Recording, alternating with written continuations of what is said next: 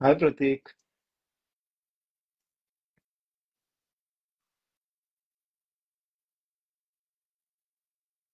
हाय भूत. हाउ R you?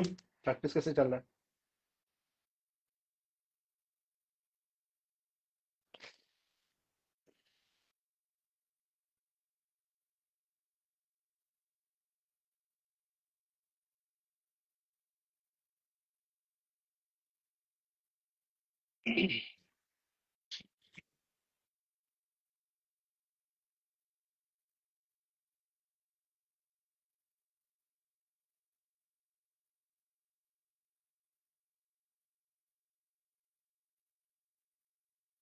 Good evening Ninad. मी तुला पाठवली रिक्वेस्ट, जस्ट चेक करशील.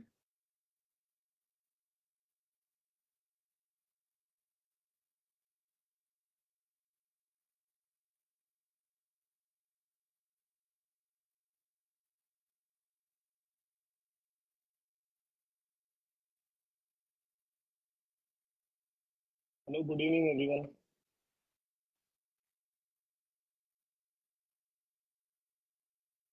विशाल पावळे. हाय विशाल, काय म्हणतो, कसा आहे? ऑल गुड यार. बिहार बिहार जल्दी आ जाएंगे, देखते हैं कैसे प्लान बनता है. कुछ प्लान हुआ तो पक्का आ जाएंगे.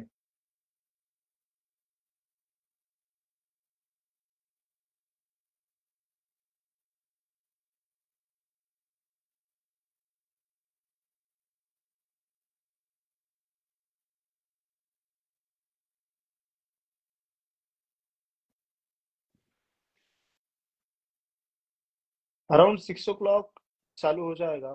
सॉरी, 5:30. निनाद का वेट कर रहा हूँ मैं.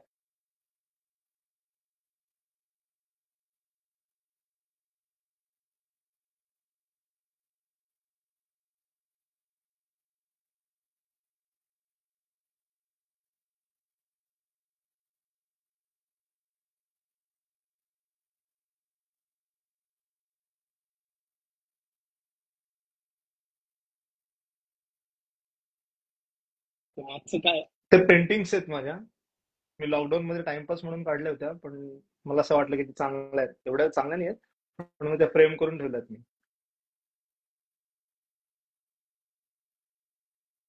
बिल्कुल बिल्कुल, बिहार में कुछ प्रोजेक्ट रहेगा या कुछ काम रहेगा तो बिल्कुल आ जाएंगे. हाय मिथिला.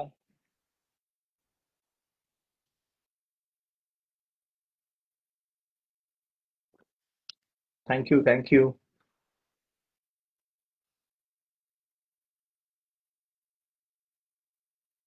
Thank you.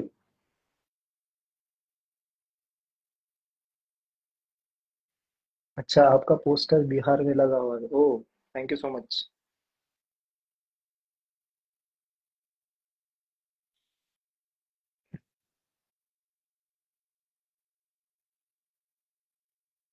मला इन्व्हाइट आलं नाहीये. एकच मिनिट, मी चेक करतो. निनाद, मला अजून तुझं इन्व्हाइट आलं नाही, मी तुला पाठवलंय.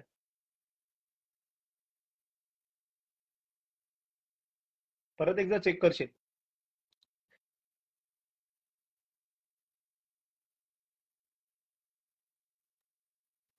हॅलो.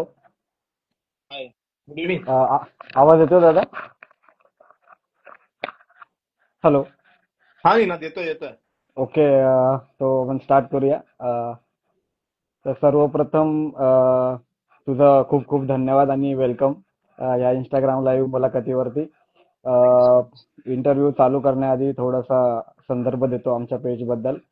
तर कोरोनामध्ये आम्ही हे पेज चालू केलं होतं. कोरोनामध्ये बऱ्याच खेळाडूंची देखील आम्ही इंस्टाग्राम लाईव्ह मुलाखत घेतली. तर की थोडा गॅप नंतर काहीतरी नवीन करायची इच्छा होती. अमय माझ्याबरोबर असो, अमय आणि मी, आम्ही दोघं जण चालून मिळून हे पेज चालवतो. तर त्याच्या डोक्यामध्ये अचानक एक कल्पना आली की तो दादा आपण खेळाडूंना तर हे केलंच, म्हणजे एक स्टेज दिलाच, परंतु खेळाडू कोणामुळे असतो? तर खेळाडू असतो त्याच्या जे पडद्यामागचे जे कॅरेक्टर्स असतात, जसं कोच असेल किंवा डी फोकस, आपण जसं दादाचा इंटरव्ह्यू घेतला, जे रील्स वगैरे पोस्ट करतात, जे एक स्टेज निर्माण करून देतात, त्यांना कधी कोण पुढे आणणार? तर ते आपण करूया. तर त्या लोकांची इंटरव्ह्यू आपण चालू करूया. सुरुवात आम्ही आरडी पासून केली, त्यानंतर महेश शिंदे सर, दिनेश दादा, आणि आता तुझी तर आम्ही आतुरतेने वाट पाहत होतो की कधी इंटरव्ह्यू घ्यायला मिळतोय. तर असा एक उपक्रम आम्ही चालू केला की पडद्याआडचे जे कोणी आहेत कॅरेक्टर्स त्यांना पुढे घेऊन यायचं, त्यांच्याबद्दल प्रेक्षकांपर्यंत किंवा कबड्डी खेळाडूंपर्यंत माहिती पोहोचवायची. तर ह्या उपक्रमाबद्दल पहिल्यांदा तू काय सांगशील? नाही नाही, नक्कीच खूप महत्वाचं आहे ते. कारण की कसं आहे की प्लेयर्स तर घडत असतात, त्यात काय वाद नाही. आणि पण त्यांच्या मागे जे, जसं तू म्हटलं की पडद्यामागचे जे असतात लोक, ते कोणाला दिसत नाहीत. सो त्यांना दाखवणं पण तेवढंच इम्पॉर्टंट आहे. कारण की ते पण त्या गोष्टींनी मोटिवेट होतात. म्हणजे एखादी गोष्ट जर कोणाला प्लॅटफॉर्म मिळत असेल, जसं दिनेश दादा म्हटलं तू, म्हणजे जेव्हा तू दिनेश दादाचं मी जेव्हा पोस्टर पाहिलं तर मी खूप खुश झालो. म्हणजे की ती एक खरंच खूप वेगळी कन्सेप्ट होती. ठीक आहे, कोचेस इज ऑल्सो फाईन, की ठीक आहे, कोचेसचे पण आपण हे करतो. पण एक फोटोग्राफर जो तुमचे छोट्या छोट्या मुवमेंट्स क्लिक करतो, जसा आरडी आहे, आरडीचं म्हणजे हा. तो पण, की म्हणजे म्हणजे त्यांचं जे डोकं जे चालतं ना, म्हणजे जेव्हा तुम्ही एखादी गोष्ट क्लिक करता, तर तुम्ही त्या मुवमेंटमध्ये घुसून जाता आणि तुम्हाला त्या छोट्या छोट्या मुवमेंट जेव्हा त्या मिळतात आणि त्यानंतर तो प्लेअर किंवा तो कोच किंवा तो प्रेक्षक असेल, जेव्हा तो त्या रीलमध्ये किंवा त्या फोटोमध्ये स्वतःला पाहतो ना, तो एक आनंद वेगळा असतो. पण ते म्हणजे दिनेश दादा म्हणजे त्याच्या फोटोग्राफी म्हणजे ऑसम मध्ये, त्यात काय वादच नाही. म्हणजे त्या मुवमेंट कशा टिपायचा, कारण की तो स्वतः कबड्डी प्लेअर, त्याला माहितीये कुठल्या इमोशन्स कुठे आणि कुठल्या बरोबर. इमोशन्स कुठे कॅच करायच्या. तर त्याचं काम तर काय भन्नाटच आहे. म्हणजे आमचे पण तो खूप सारे फोटो काढतो. दिनेश दादाला खूप खूप धन्यवाद. तर एक असा उपक्रम आम्ही चालू केला. तुमच्या सर्वांची साथ यामध्ये लागते हे आमच्यासाठी खूप महत्वाचं आहे. त्यातून तुम्ही तुमच्या एवढ्या बिझी शेड्यूल मधून आम्हाला टाइम देताय, त्याबद्दल तुमचे खूप खूप धन्यवाद. तर नक्कीच नक्कीच. थोडाही वेळ न दवडता ज्याची सगळे आतुरतेने वाट पाहतात, त्याची सुरुवात आपण करूया. तर इंटरव्ह्यू सुरू करत असताना प्रथमतः प्रश्न विचारायचा झाला तर तुझं बालपण कसं होतं त्याबद्दल काय सांगशील? बालपण तसं बघायला तर तू म्हणजे कधीही कोणी माझ्या घरी आलं, म्हणजे जेव्हा माझी आई किंवा बाबा असतील, तर माझी आई नेहमी सांगते, हा एक नंबर आगाऊ मुलगा होता. म्हणजे होतोय, असं नाही की मी आगाऊ नव्हतो. खूप आगाऊ होतो मी लहानपणी. म्हणजे आत्ताचा मी, आणि मी आता स्वतःला लहानपणी जर आठवलं तर मला पण असं वाटतं, अरे आपण किती मस्ती करायचो. म्हणजे काय, त्या मस्तीला काय हिशोबच नाही. म्हणजे माझी रोज एक कंप्लेंट तरी घरी असायची. कुठेतरी मारामारी, कुठे काहीतरी काहीतरी चालूच असायचं उपद्व्याप. तर त्याच्याबद्दल काय वादच नाही. म्हणजे लहानपणी म्हणजे खूप उद्योग केले. म्हणजे कधी घरी कोणी गेले तर आई सांगते की लहानपणी हा आत्ता असं आहे, लहानपणी खूप उद्योग केले. म्हणजे रोज एक भांडण. पण अभ्यासात पण तेवढाच पर्टिक्युलर होतो मी. अभ्यासात हुशार हा. होतो. अभ्यासाचं म्हणजे माझं असं होतं लहानपणापासूनच, की अभ्यासाच्या वेळेला अभ्यास आणि खेळाच्या वेळेला खेळ. म्हणजे मी अगदी लहानपणापासूनच बरोबर. स्पोर्ट्स मध्ये होतो. माझा भाऊ स्पोर्ट्स मध्ये असल्यामुळे थोडं मी त्या गोष्टीला अट्रॅक्ट झालो लहानपणापासून. सो लहानपण म्हणजे एकदम मस्तीमध्येच गेलं माझं. म्हणजे आंबे काढायला जाणं दुपारी, आई झोपल्यावर पळून पोहायला जाणं, सगळे उद्योग केले. म्हणजे तेव्हा एकदा पोहायला गेलो तर आम्ही बुडालेलो पण. अरे तेव्हाच मरता बापरे. मरता वाचलो आम्ही. म्हणजे हे घरच्यांना माहित नाही. आज त्यांना कळलं तर फ्युचर, अरे कधी गेलेला म्हणून. असे खूप उद्योग केले आहेत. म्हणजे गावी जाणं, रानात जाणं, आंबे जांभळं, म्हणजे म्हणजे आगाऊ एक म्हणतात ना, एक कॅरेक्टर होतो मी लहानपणी. खरंच दादा, जसं तू म्हटलंस यात एक गोष्ट शिकण्यासारखी आहे की हल्लीच्या जनरेशनसाठी सांगतोय, कारण हल्लीचं जनरेशन कसं आहे माहितीये का, एखादी गोष्ट जर घेतली तर त्याकडेच वळतं. जसं स्पोर्ट्स मध्ये गेलं तर स्पोर्ट्स, पण परंतु एक इम्पॉर्टंट गोष्ट अशी आहे की आपण जो अभ्यास त्याबरोबर आपण शिकतोय त्याच्याकडे देखील दुर्लक्ष झालं नाही पाहिजे. हे देखील तू असं नक्की महत्वाची नक्की. गोष्ट सांगितलेली आहे. त्यानंतर तुझे स्टडीज वगैरे कसे झाले, त्यानंतर तू सर्वांना माहिती आहे की नाही माहिती नाही, पण एक सोल्जर आहेस, पॅरामिलिटरी फोर्स मध्ये देखील तू होतास. तर तो जो प्रवास आहे शिक्षण आणि त्यानंतर एक्स पॅरामिलिटरी फोर्सेस मध्ये, तो प्रवास कसा होता? लहानपणापासून तसं बघायला गेलं तर घराचं वातावरण म्हणजे एकदम फ्री होतं. म्हणजे खेळायला कधी कुणी अडवलं नाही, तू खेळायला जाऊ नको म्हणून ही कन्सेप्ट आमच्याकडे कधीच नव्हती. म्हणजे अच्छा. अभ्यासाचा वेळ झाला की आपले संध्याकाळचे 5 वाजले की आम्ही चुपचाप ग्राउंडवर जायचो, क्रिकेट आपलं बॅट बॉल घेऊन. म्हणजे कबड्डी मी खूप लेट सुरू केलं. म्हणजे 7वीला असताना मी कबड्डी स्टार्ट केलं असेल. पण मी लहान होतो तेव्हा लहानपणापासून कम्प्लिटली क्रिकेटच खेळायचो. म्हणजे कॉलनीतली पोरं जमवायची गल्ली बोळात, तो वाला प्रकार, जो लहानपणी आपण सगळ्यांनी केलेला आहे तोच प्रकार हो. होता. हो. असं काही स्पेशल त्याच्यामध्ये असं नव्हतं. मग त्याच्यानंतर मग स्कूल माझं झालं. मग मी कर्जतला शिफ्ट झालो. बाबा पोलीस असल्यामुळे मी 7वीला होतो तेव्हा मी कर्जतला शिफ्ट झालो. मग अच्छा. कर्जतला आल्यानंतर मग इथे एक नवकुमार क्रीडा मंडळ, म्हणजे मुद्र्यात राहायचो मी. कर्जतमध्ये एक गाव आहे मुद्रा म्हणून. त्या हम्म, हम्म. गावाला कबड्डीची खूप मोठी परंपरा आहे. म्हणजे जवळजवळ 75 वर्षाच्या आसपासची परंपरा असेल त्या गावात कबड्डीची. बापरे.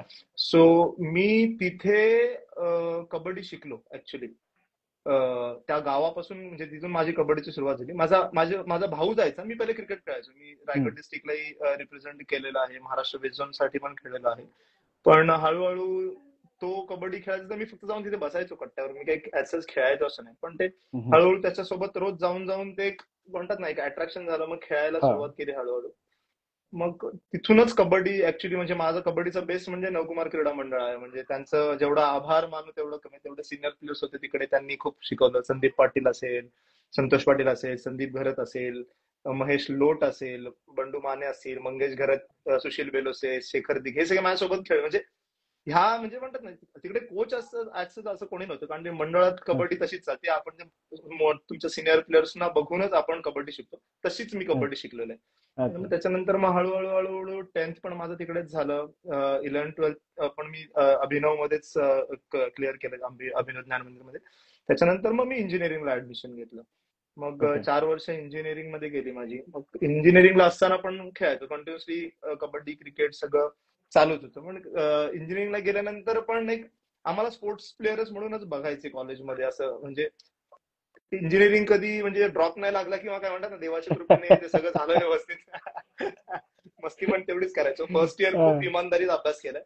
सेकंड अच्छा. इयर पासून आम्ही हार्डली लेक्चरला बसत असो. म्हणजे आम्ही म्हणतात ना एवढी मस्ती केली ना इंजिनिअरिंगला असताना की हिशोबच नाही. म्हणजे आम्ही कॉलेजला जाऊन एवढे मोठे होतो, आम्ही जाऊन गोट्या पण खेळायचो लायब्ररीमध्ये. म्हणजे लायब्ररीमध्ये आम्हाला हाक लावायचे. म्हणजे अनेक किस्से आहेत इंजिनिअरिंगचे पण. पण इंजिनिअरिंगला फ्रेंड्स पण चांगले मिळाले. खूप मस्ती केली. म्हणजे मस्तीचा काय म्हणजे म्हणतात ना त्याला मापच नव्हता. त्याच्यानंतर इंजिनिअरिंगला असताना पण स्पोर्ट्समध्ये खूप ऍक्टिव्ह होतो. आज क्रिकेट ऑफ द इयर खूप सारे अवॉर्ड्स पण मिळाले.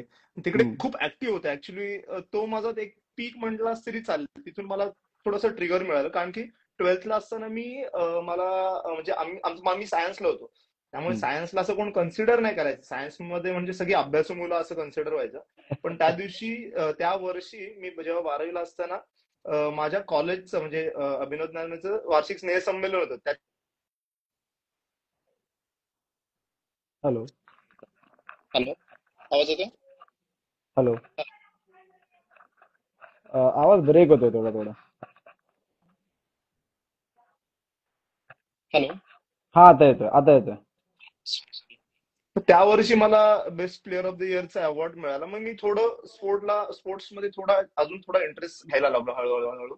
मग इंजिनिअरिंग आल्यानंतर मी फर्स्ट इयर काहीच नाही अभ्यास केला, म्हणजे काहीच खेळलो नाही. म्हणजे इंजिनिअरिंगला आल्यानंतर माझे फ्रेंड्स होते, त्यांनी सांगितलं इंजिनिअरिंगचं फर्स्ट इयर खूप महत्वाचं आहे. इंजिनिअरिंगच्या फर्स्ट इयरला ड्रॉप लागून तुझं इंजिनिअरिंग करणं कठीण होऊन जाईल. म्हणजे अशी एक भीती पण दिलेली. बट ते चांगलं पण होतं. मग इंजिनिअरिंगला म्हणजे माझे स्पोर्ट्स सेक्रेटरी जे कॉलेजचे होते ते मला वर्गात घ्यायला यायचे क्लासरूम मध्ये, की बघ तू चल आपले मॅच जायचे, युनिव्हर्सिटीचे मॅचेस आहेत. पण मी हा. तेव्हा पण मॅचेस ते म्हणे अरे तुझी मी टर्म टेस्टची गॅरंटी आम्ही घेतो, तुला पास करून देतो. पण ते एक फोकस होतं की 1 वर्ष काहीच करायचं नाही. 1 वर्ष खूप कमी बरोबर. खेळलो. फक्त जेव्हा कॉलेजचे स्पोर्ट्स आले तेव्हा खेळलो. मग फर्स्ट इयर क्लिअर झाल्यानंतर मग सकाळी 8चं कॉलेज असायचं, हा. संध्याकाळी 5 पर्यंत चालायचं. सकाळी 8च्या कॉलेजला कधी फर्स्ट लेक्चरला मी गेलो नाही. 9 वाजताच जायचो, 2 तास बसणार, 2 तास लेक्चर झालं का आमचं प्रॅक्टिकल असायचं, तिकडे प्रॉक्सी मारायची हा.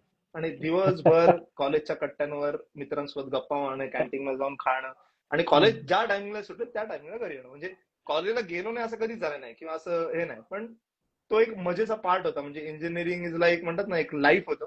खूप सारे चांगले फ्रेंड्स मिळाले तिकडे. म्हणजे म्हणतात ना एक लाईफ चेंजिंग मुवमेंट होता.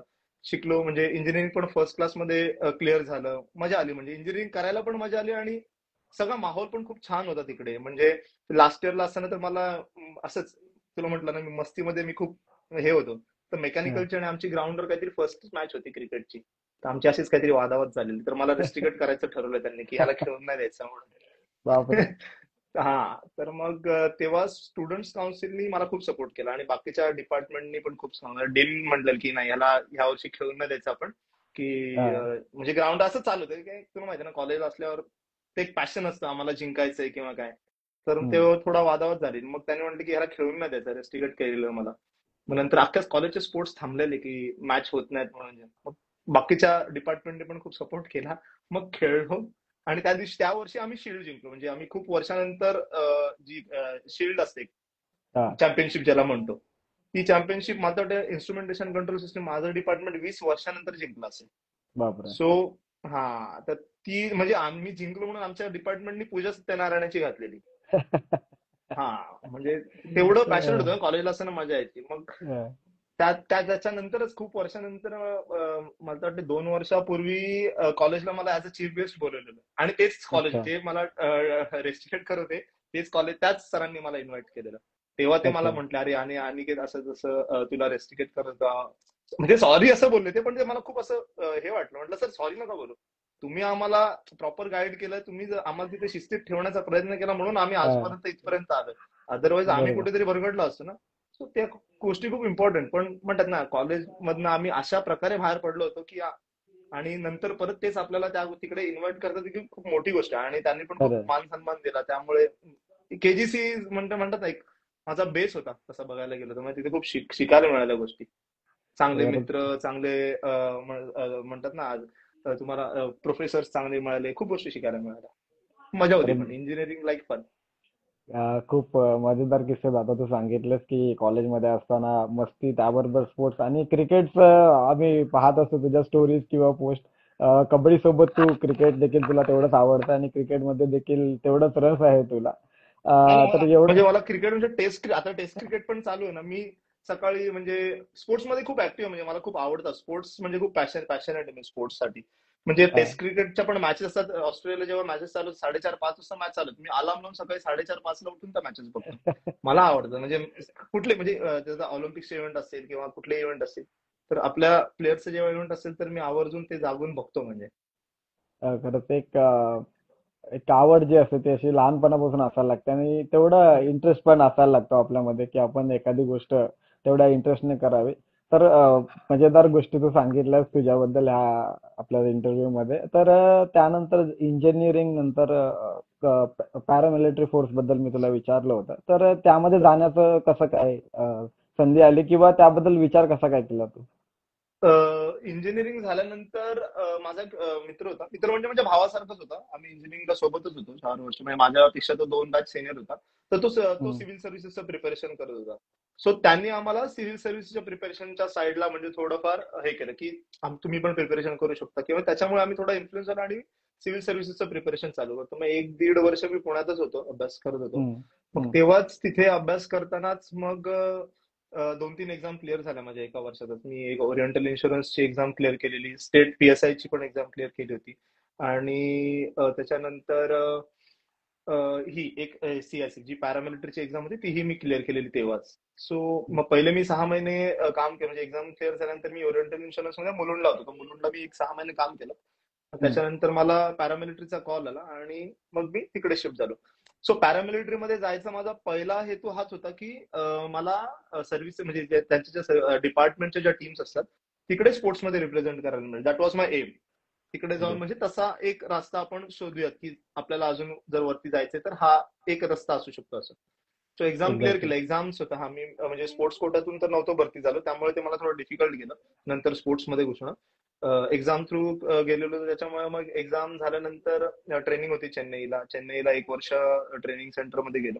तिकडे ट्रेनिंग केलं. म्हणजे तो पण तिकडे पण म्हणजे खूप शिका म्हणजे म्हणजे सीआयएसएफ मध्ये गेल्यानंतर माझ्या लाईफमध्ये डिसिप्लिन खूप जास्त आलं. म्हणजे जो अग्रेसिव्हनेस होता, खूप साऱ्या गोष्टी होत्या त्या खूप चेंज झाल्या. म्हणजे डिसिप्लिन खूप जास्त वाढलं. कारण की तुम्ही जेव्हा ओके. एका पॅरामिलिटरी फोर्सेसमध्ये काम करता, तुमच्याकडे ज्या रिस्पॉन्सिबिलिटी असतात, ज्या वेनी तुम्हाला ट्रेन करतात, त्या गोष्टी तुमची पर्सनॅलिटी म्हणा, तुमच्या गोष्टी म्हणा, त्या सगळ्या चेंज करत जातात. सो त्या खूप महत्वाच्या असतात असं मला वाटतं. सो तिकडे गेल्यानंतर म्हणजे मी अजूनही मला आठवतात. म्हणजे एक एक रात्र, एक एक दिवस आठवतो. फर्स्ट डे तर मी सांगू इच्छित, कारण की मी जेव्हा इकडनं गेलो फर्स्ट टाइम फ्लाईट मध्ये बसलो, माहित नव्हतं कुठे उतरायचं, काय उतरायचं. तर माझा मित्र विशाल म्हणून, तर त्यांनी मला गाईड केलं की ही फ्लाईट पकड, असं जा तसं जा. सो त्यांनी गाईड केल्यानंतर मग मी त्या गोष्टी ऍड करत गेलो. आणि मग तिकडे मी जेव्हा पोहोचलो रात्री, म्हणजे भयान एकदम अंधार रात्री, मी 12:30-1च्या दरम्यान काहीतरी पोहोचलो असेल रात्री. एकदम अच्छा. खूप अंधारच होता म्हणजे. आणि ते ट्रेनिंग सेंटर पण म्हणजे फ्लाईट मधून तुम्हाला 2 ट्रेन चेंज करायला लागायच्या होत्या, आणि त्या ट्रेन बापरे. चेंज करून मग तिकडनं तुम्हाला जवळ 15-1 किलोमीटर लांब जायचं होतं त्या ट्रेनिंग सेंटरला. तर तिकडे जायला व्हेकल पण रात्री नव्हतं तिथे. तर त्याच दरम्यान एनडीआरएफचे 2 पीएसआय म्हणजे 2 सब इन्स्पेक्टर ड्युटी परत जॉईन करतो. त्यांना घ्यायला एक गाडी आलेली, मग त्यांनी मला अच्छा. ऑन द वे ड्रॉप केलं.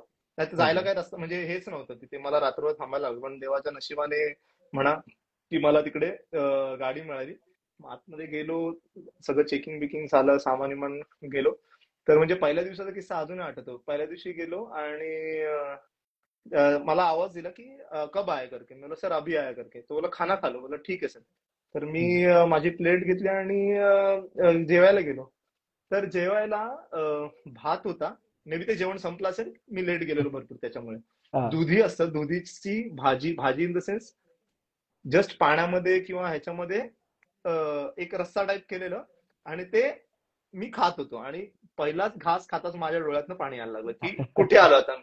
घरी आपण एवढं चमचमीत खातो, आई बाबा हो. आपल्याला ताट जागेवर आणून देतात, त्याच्यामध्ये 4 भाज्या, पापड, लोणचं जे काय असेल ते एकदम प्रॉपर प्रॉपर असतं.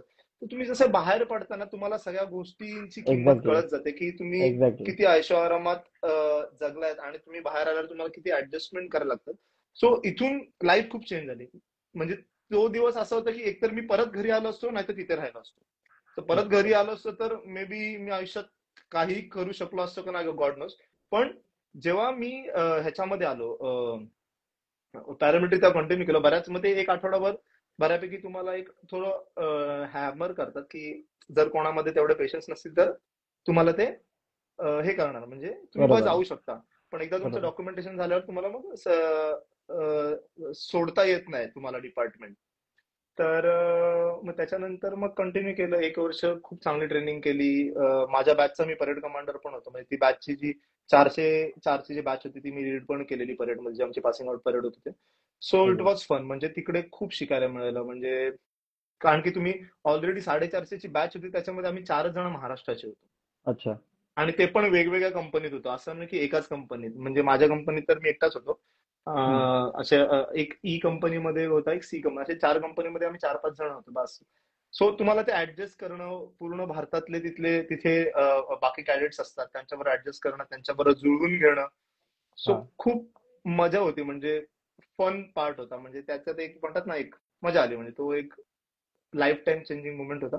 तर त्याच्यानंतर मग 4 वर्ष मी ड्युटी केली. पोस्टिंग होती माझी दिल्ली पोस्टिंग होती. दिल्लीला मी पोस्टिंग केलं, 4 वर्ष काम केलं. त्याच्यानंतर मग मी जीआरई टोफलचं प्रिपरेशन करत होतो. म्हणजे काम केल्यानंतर मग तिकडे मला स्पोर्ट्समध्ये कारण की मी तिकडे स्पोर्ट्समध्ये पण मला मेडल होते. त्यांचे जे वार्षिक जे मेडल्स होतात, सो हम्म. त्याच्यामध्ये पण मला एक 4 मेडल्स होते. सो आय वॉज थिंकिंग की मला आता अपॉर्च्युनिटी मिळेल, कारण की मी तिकडे स्पोर्ट्समध्ये चांगलं करत होतो. अच्छा. पण ते काय अपॉर्च्युनिटी काही मिळाली नाही. त्याच्यानंतर मग ते काही गोष्टी झाल्या नाही. हॅलो. आवाज येतोय हा, का येतो माझा? येतो. येतो येतो. हा. तर मग ते काही झालं नाही. तर त्याच्यानंतर मग मी थोडासा चेंज केला निर्णय की आपण थोडंफार आउट ऑफ द हे पार करून हे करून चेंज करूया थोडी फील्ड. मग जीआरई ओके. टोफेलचं प्रिपरेशन करत होतो. तर एक्झामच्या टायमिंगला माझा पासपोर्ट बनलाच नाही. तर मला जीआरई टोफेल देता आली नाही. अच्छा. जीआरई टोफेल देता आली नाही. सो एक मिनिट. हॅलो.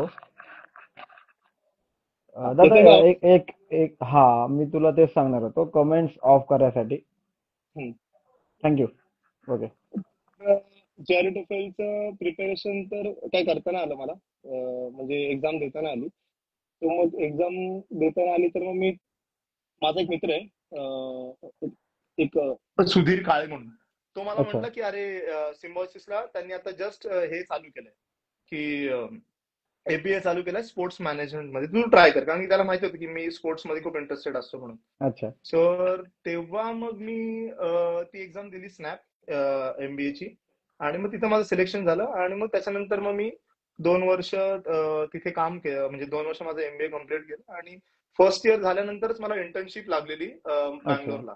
एक ओके. मेसेज प्रॅक्टिस म्हणून एक कंपनी होती तिथे. तिथे मला इंटर्नशिप लागल्यानंतर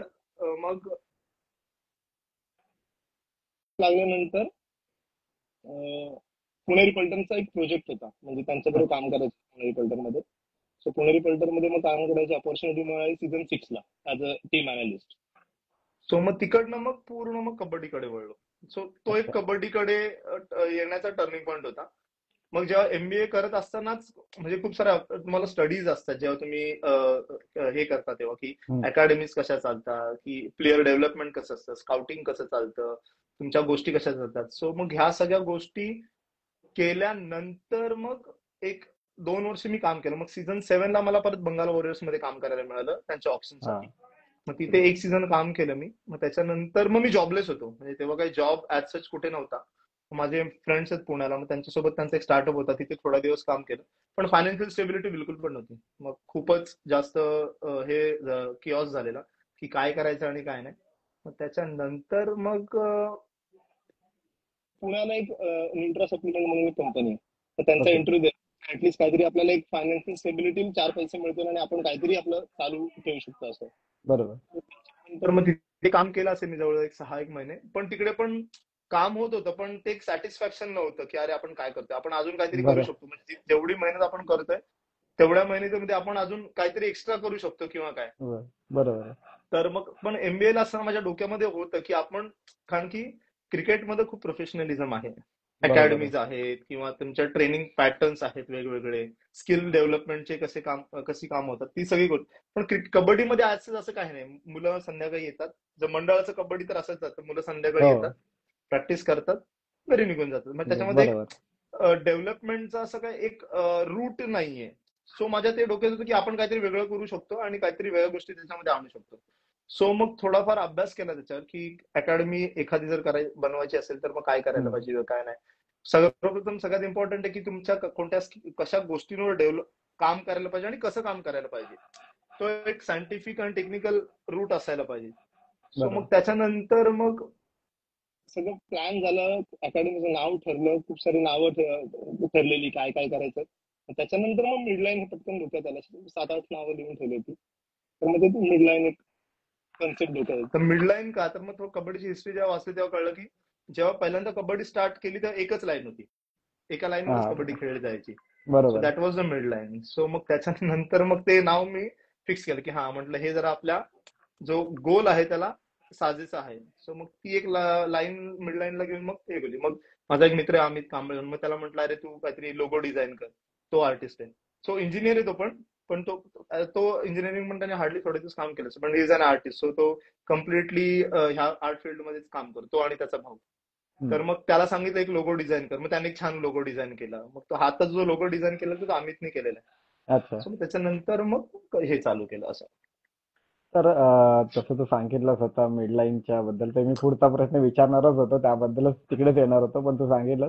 तर अकॅडमी चालू करत असताना किंवा त्याची कल्पना जेव्हा तुझ्या डोक्यामध्ये आली, तर त्यामध्ये तुला कोणाकोणाची मदत, कशा प्रकारे तू तो सेटअप तयार केलास किंवा आज ह्या पोझिशनला मिडलाईन अकॅडमी आहे, की तिचं नाव प्रो कबड्डी मध्ये निघतं.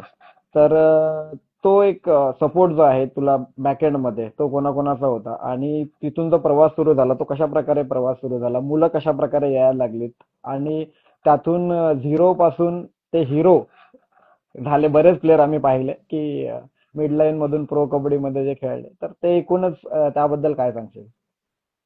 स्टार्टिंगचा प्रवास म्हणजे ना म्हणजे लहानपणापासून म्हणजे बघायला गेलं ना तर म्हणजे लहानपणापासून म्हणजे एक मिडल क्लास फॅमिलीमध्ये जगायला म्हणजे आम्ही राहिलेलो आहे.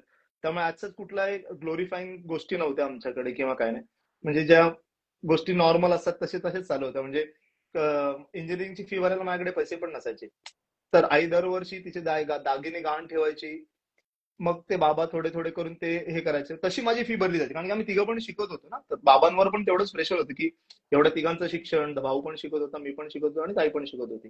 सो तिघांचा शिक्षणाचा खर्च भरपूरच होता. मग माझी फी जर अशी भरली जाते, मी स्वतःहून बघितलेलं. म्हणजे आई दर माझी फीज मागायला, मला फीज मागायला जायला असं वाटायचं, अरे फी मागायची आता कसं का मागणार.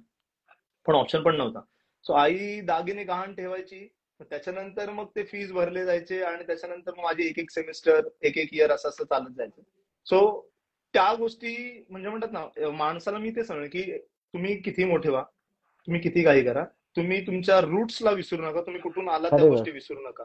खरी जर गोष्ट तुम्ही त्या एकदम. गोष्टी तुम्ही जर त्या गोष्टी करू शकलात ना, तर तुम्ही डाऊन टू अर्थ राहून खूप वर्ष काम करू शकता. म्हणजे मी पण म्हणतात ना, पांडुरंगाच्या चरणी तेच म्हणेन, की बाबा किती मोठं झालं ना तरी गर्व आणून देऊ नकोस, बाकी काय नाही, बाकी खरी गोष्टी तो करून घेत असतो आपल्याकडनं, त्याच्यात काही खरी मोठी गोष्ट आहे. गोष्ट नाहीये. आणि आपण नसतो करत. मला तर असं वाटतं आपण काय नाही, we are just a medium. बरोबर करून आहे. घेणारा तो सगळं. त्याने आपल्याला पाठवलं, हे तुझं काम आहे, तू जाऊन कर. ते आपण करतोय. एक्झॅक्टली. आपण काही एक्झॅक्टली. असं मोठे तीर मारलेले नाहीयेत. तो वरचा आहे तो सगळं करून घेत असतो. आपण जस्ट अ मीडियम, एक्झॅक्टली. आपण मीडियम आहे त्या गोष्टीतले. आपण नाही मी केलं, आपण काही नाही केलं, सगळं काहीच नाही ते करत. करून घेतोय. ते सगळं करून घेतोय. सो हं. मिडलाईनची स्टार्टिंग खूप डिफिकल्ट होती, म्हणजे खूप डिफिकल्ट फेज होतं, कारण की मी जॉब सोडलेला आणि माझ्याकडे असं फायनान्शियली पण मी काय स्ट्रॉंग, म्हणजे मी काय आलो आणि me out of the box निघून आलेलो सगळं सोडून. माझ्याकडे पैसे नव्हते. पॅरामिलिटरीची जी पण सेव्हिंग होती ती माझ्या 2 वर्षाच्या एमबीए मध्ये म्हणजे म्हणतात ना संपून गेली, हं, हं, त्यामुळे माझ्याकडे ते पण हं. पैसे नव्हते. आणि जो लास्ट जॉब सोडला त्याच्या माझ्याकडे 15,000 रुपये होते. सो एवढे पैसे घेऊन मी कर्जतला आलो. आणि कर्जतला तेव्हा आई बाबा पण गावी शिफ्ट झाले, कारण बाबा पण रिटायर्ड झालेले, मग ते गावी शिफ्ट झालेले. आणि मग कर्जतला आलो मी. मग इकडे आल्यानंतर मग म्हणजे माझे सिनियर प्लेयर्स आहेत, पण त्यांच्या एकदम घरचे संबंध आहेत. संदीप पाटील आणि सुरेश पाटील म्हणून. हां. तर संदेश पाटील आणि संतोष पाटील. मग त्यांना मी अप्रोच केला की मी त्यांना कन्सेप्ट समजून सांगितली. मी प्रेझेंटेशन बनवलं होतं, मी त्यांना सांगितलं मला असं असं करायचं. ओके. सो कबड्डीला स्कोप आहे, पण आपलं म्हणजे ही कन्सेप्ट मी आणतोय ती नवीन आहे, ही चालेल नाही चालेल मला माहित नाही, पण हा माझा अप्रोच आहे, आपण ट्राय करूया. तर त्यांनी भरपूर सपोर्ट केला. मी जवळ 2 ते 3 महिने मी जागाच शोधत होतो, मला जागाच नव्हती मिळत 3 महिने. अच्छा. 2-3 महिने आम्ही इकडे जागा शोधतोय, तिकडे जागा शोधतोय, कोणी हा म्हणतंय, परत कोणी 10 दिवसांनी म्हणतोय की अरे नाही जमणार परत. सो ह्या सगळ्या गोष्टी उलट सुलट भरपूर चालू होत्या. मग त्याच्यानंतर कर्जतला एक सर्वकोड म्हणून साहेब होते, पीडब्ल्यूडी, कारण की पोलीस ग्राउंड म्हणून येत आहे कर्जतला ग्राउंड एक छोटसा. तर ते ग्राउंड पीडब्ल्यूडीच्या अंडर होतं. मग हे म्हटलं की आपण त्यांना रिक्वेस्ट करूया की त्यांचं आपण ग्राउंड घेऊयात म्हणून प्रॅक्टिससाठी.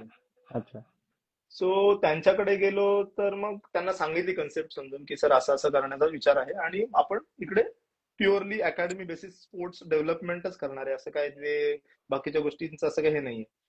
सो मग त्याच्यानंतर जेव्हा हे चालू झालं, तर जवळजवळ मग त्यांनी सपोर्ट केला. मग खरी सुरुवात तिथून झाली. म्हणजे इकडे कर्जतला आल्यानंतर माझे 4-5 मित्र होते. ठीक आहे. हं.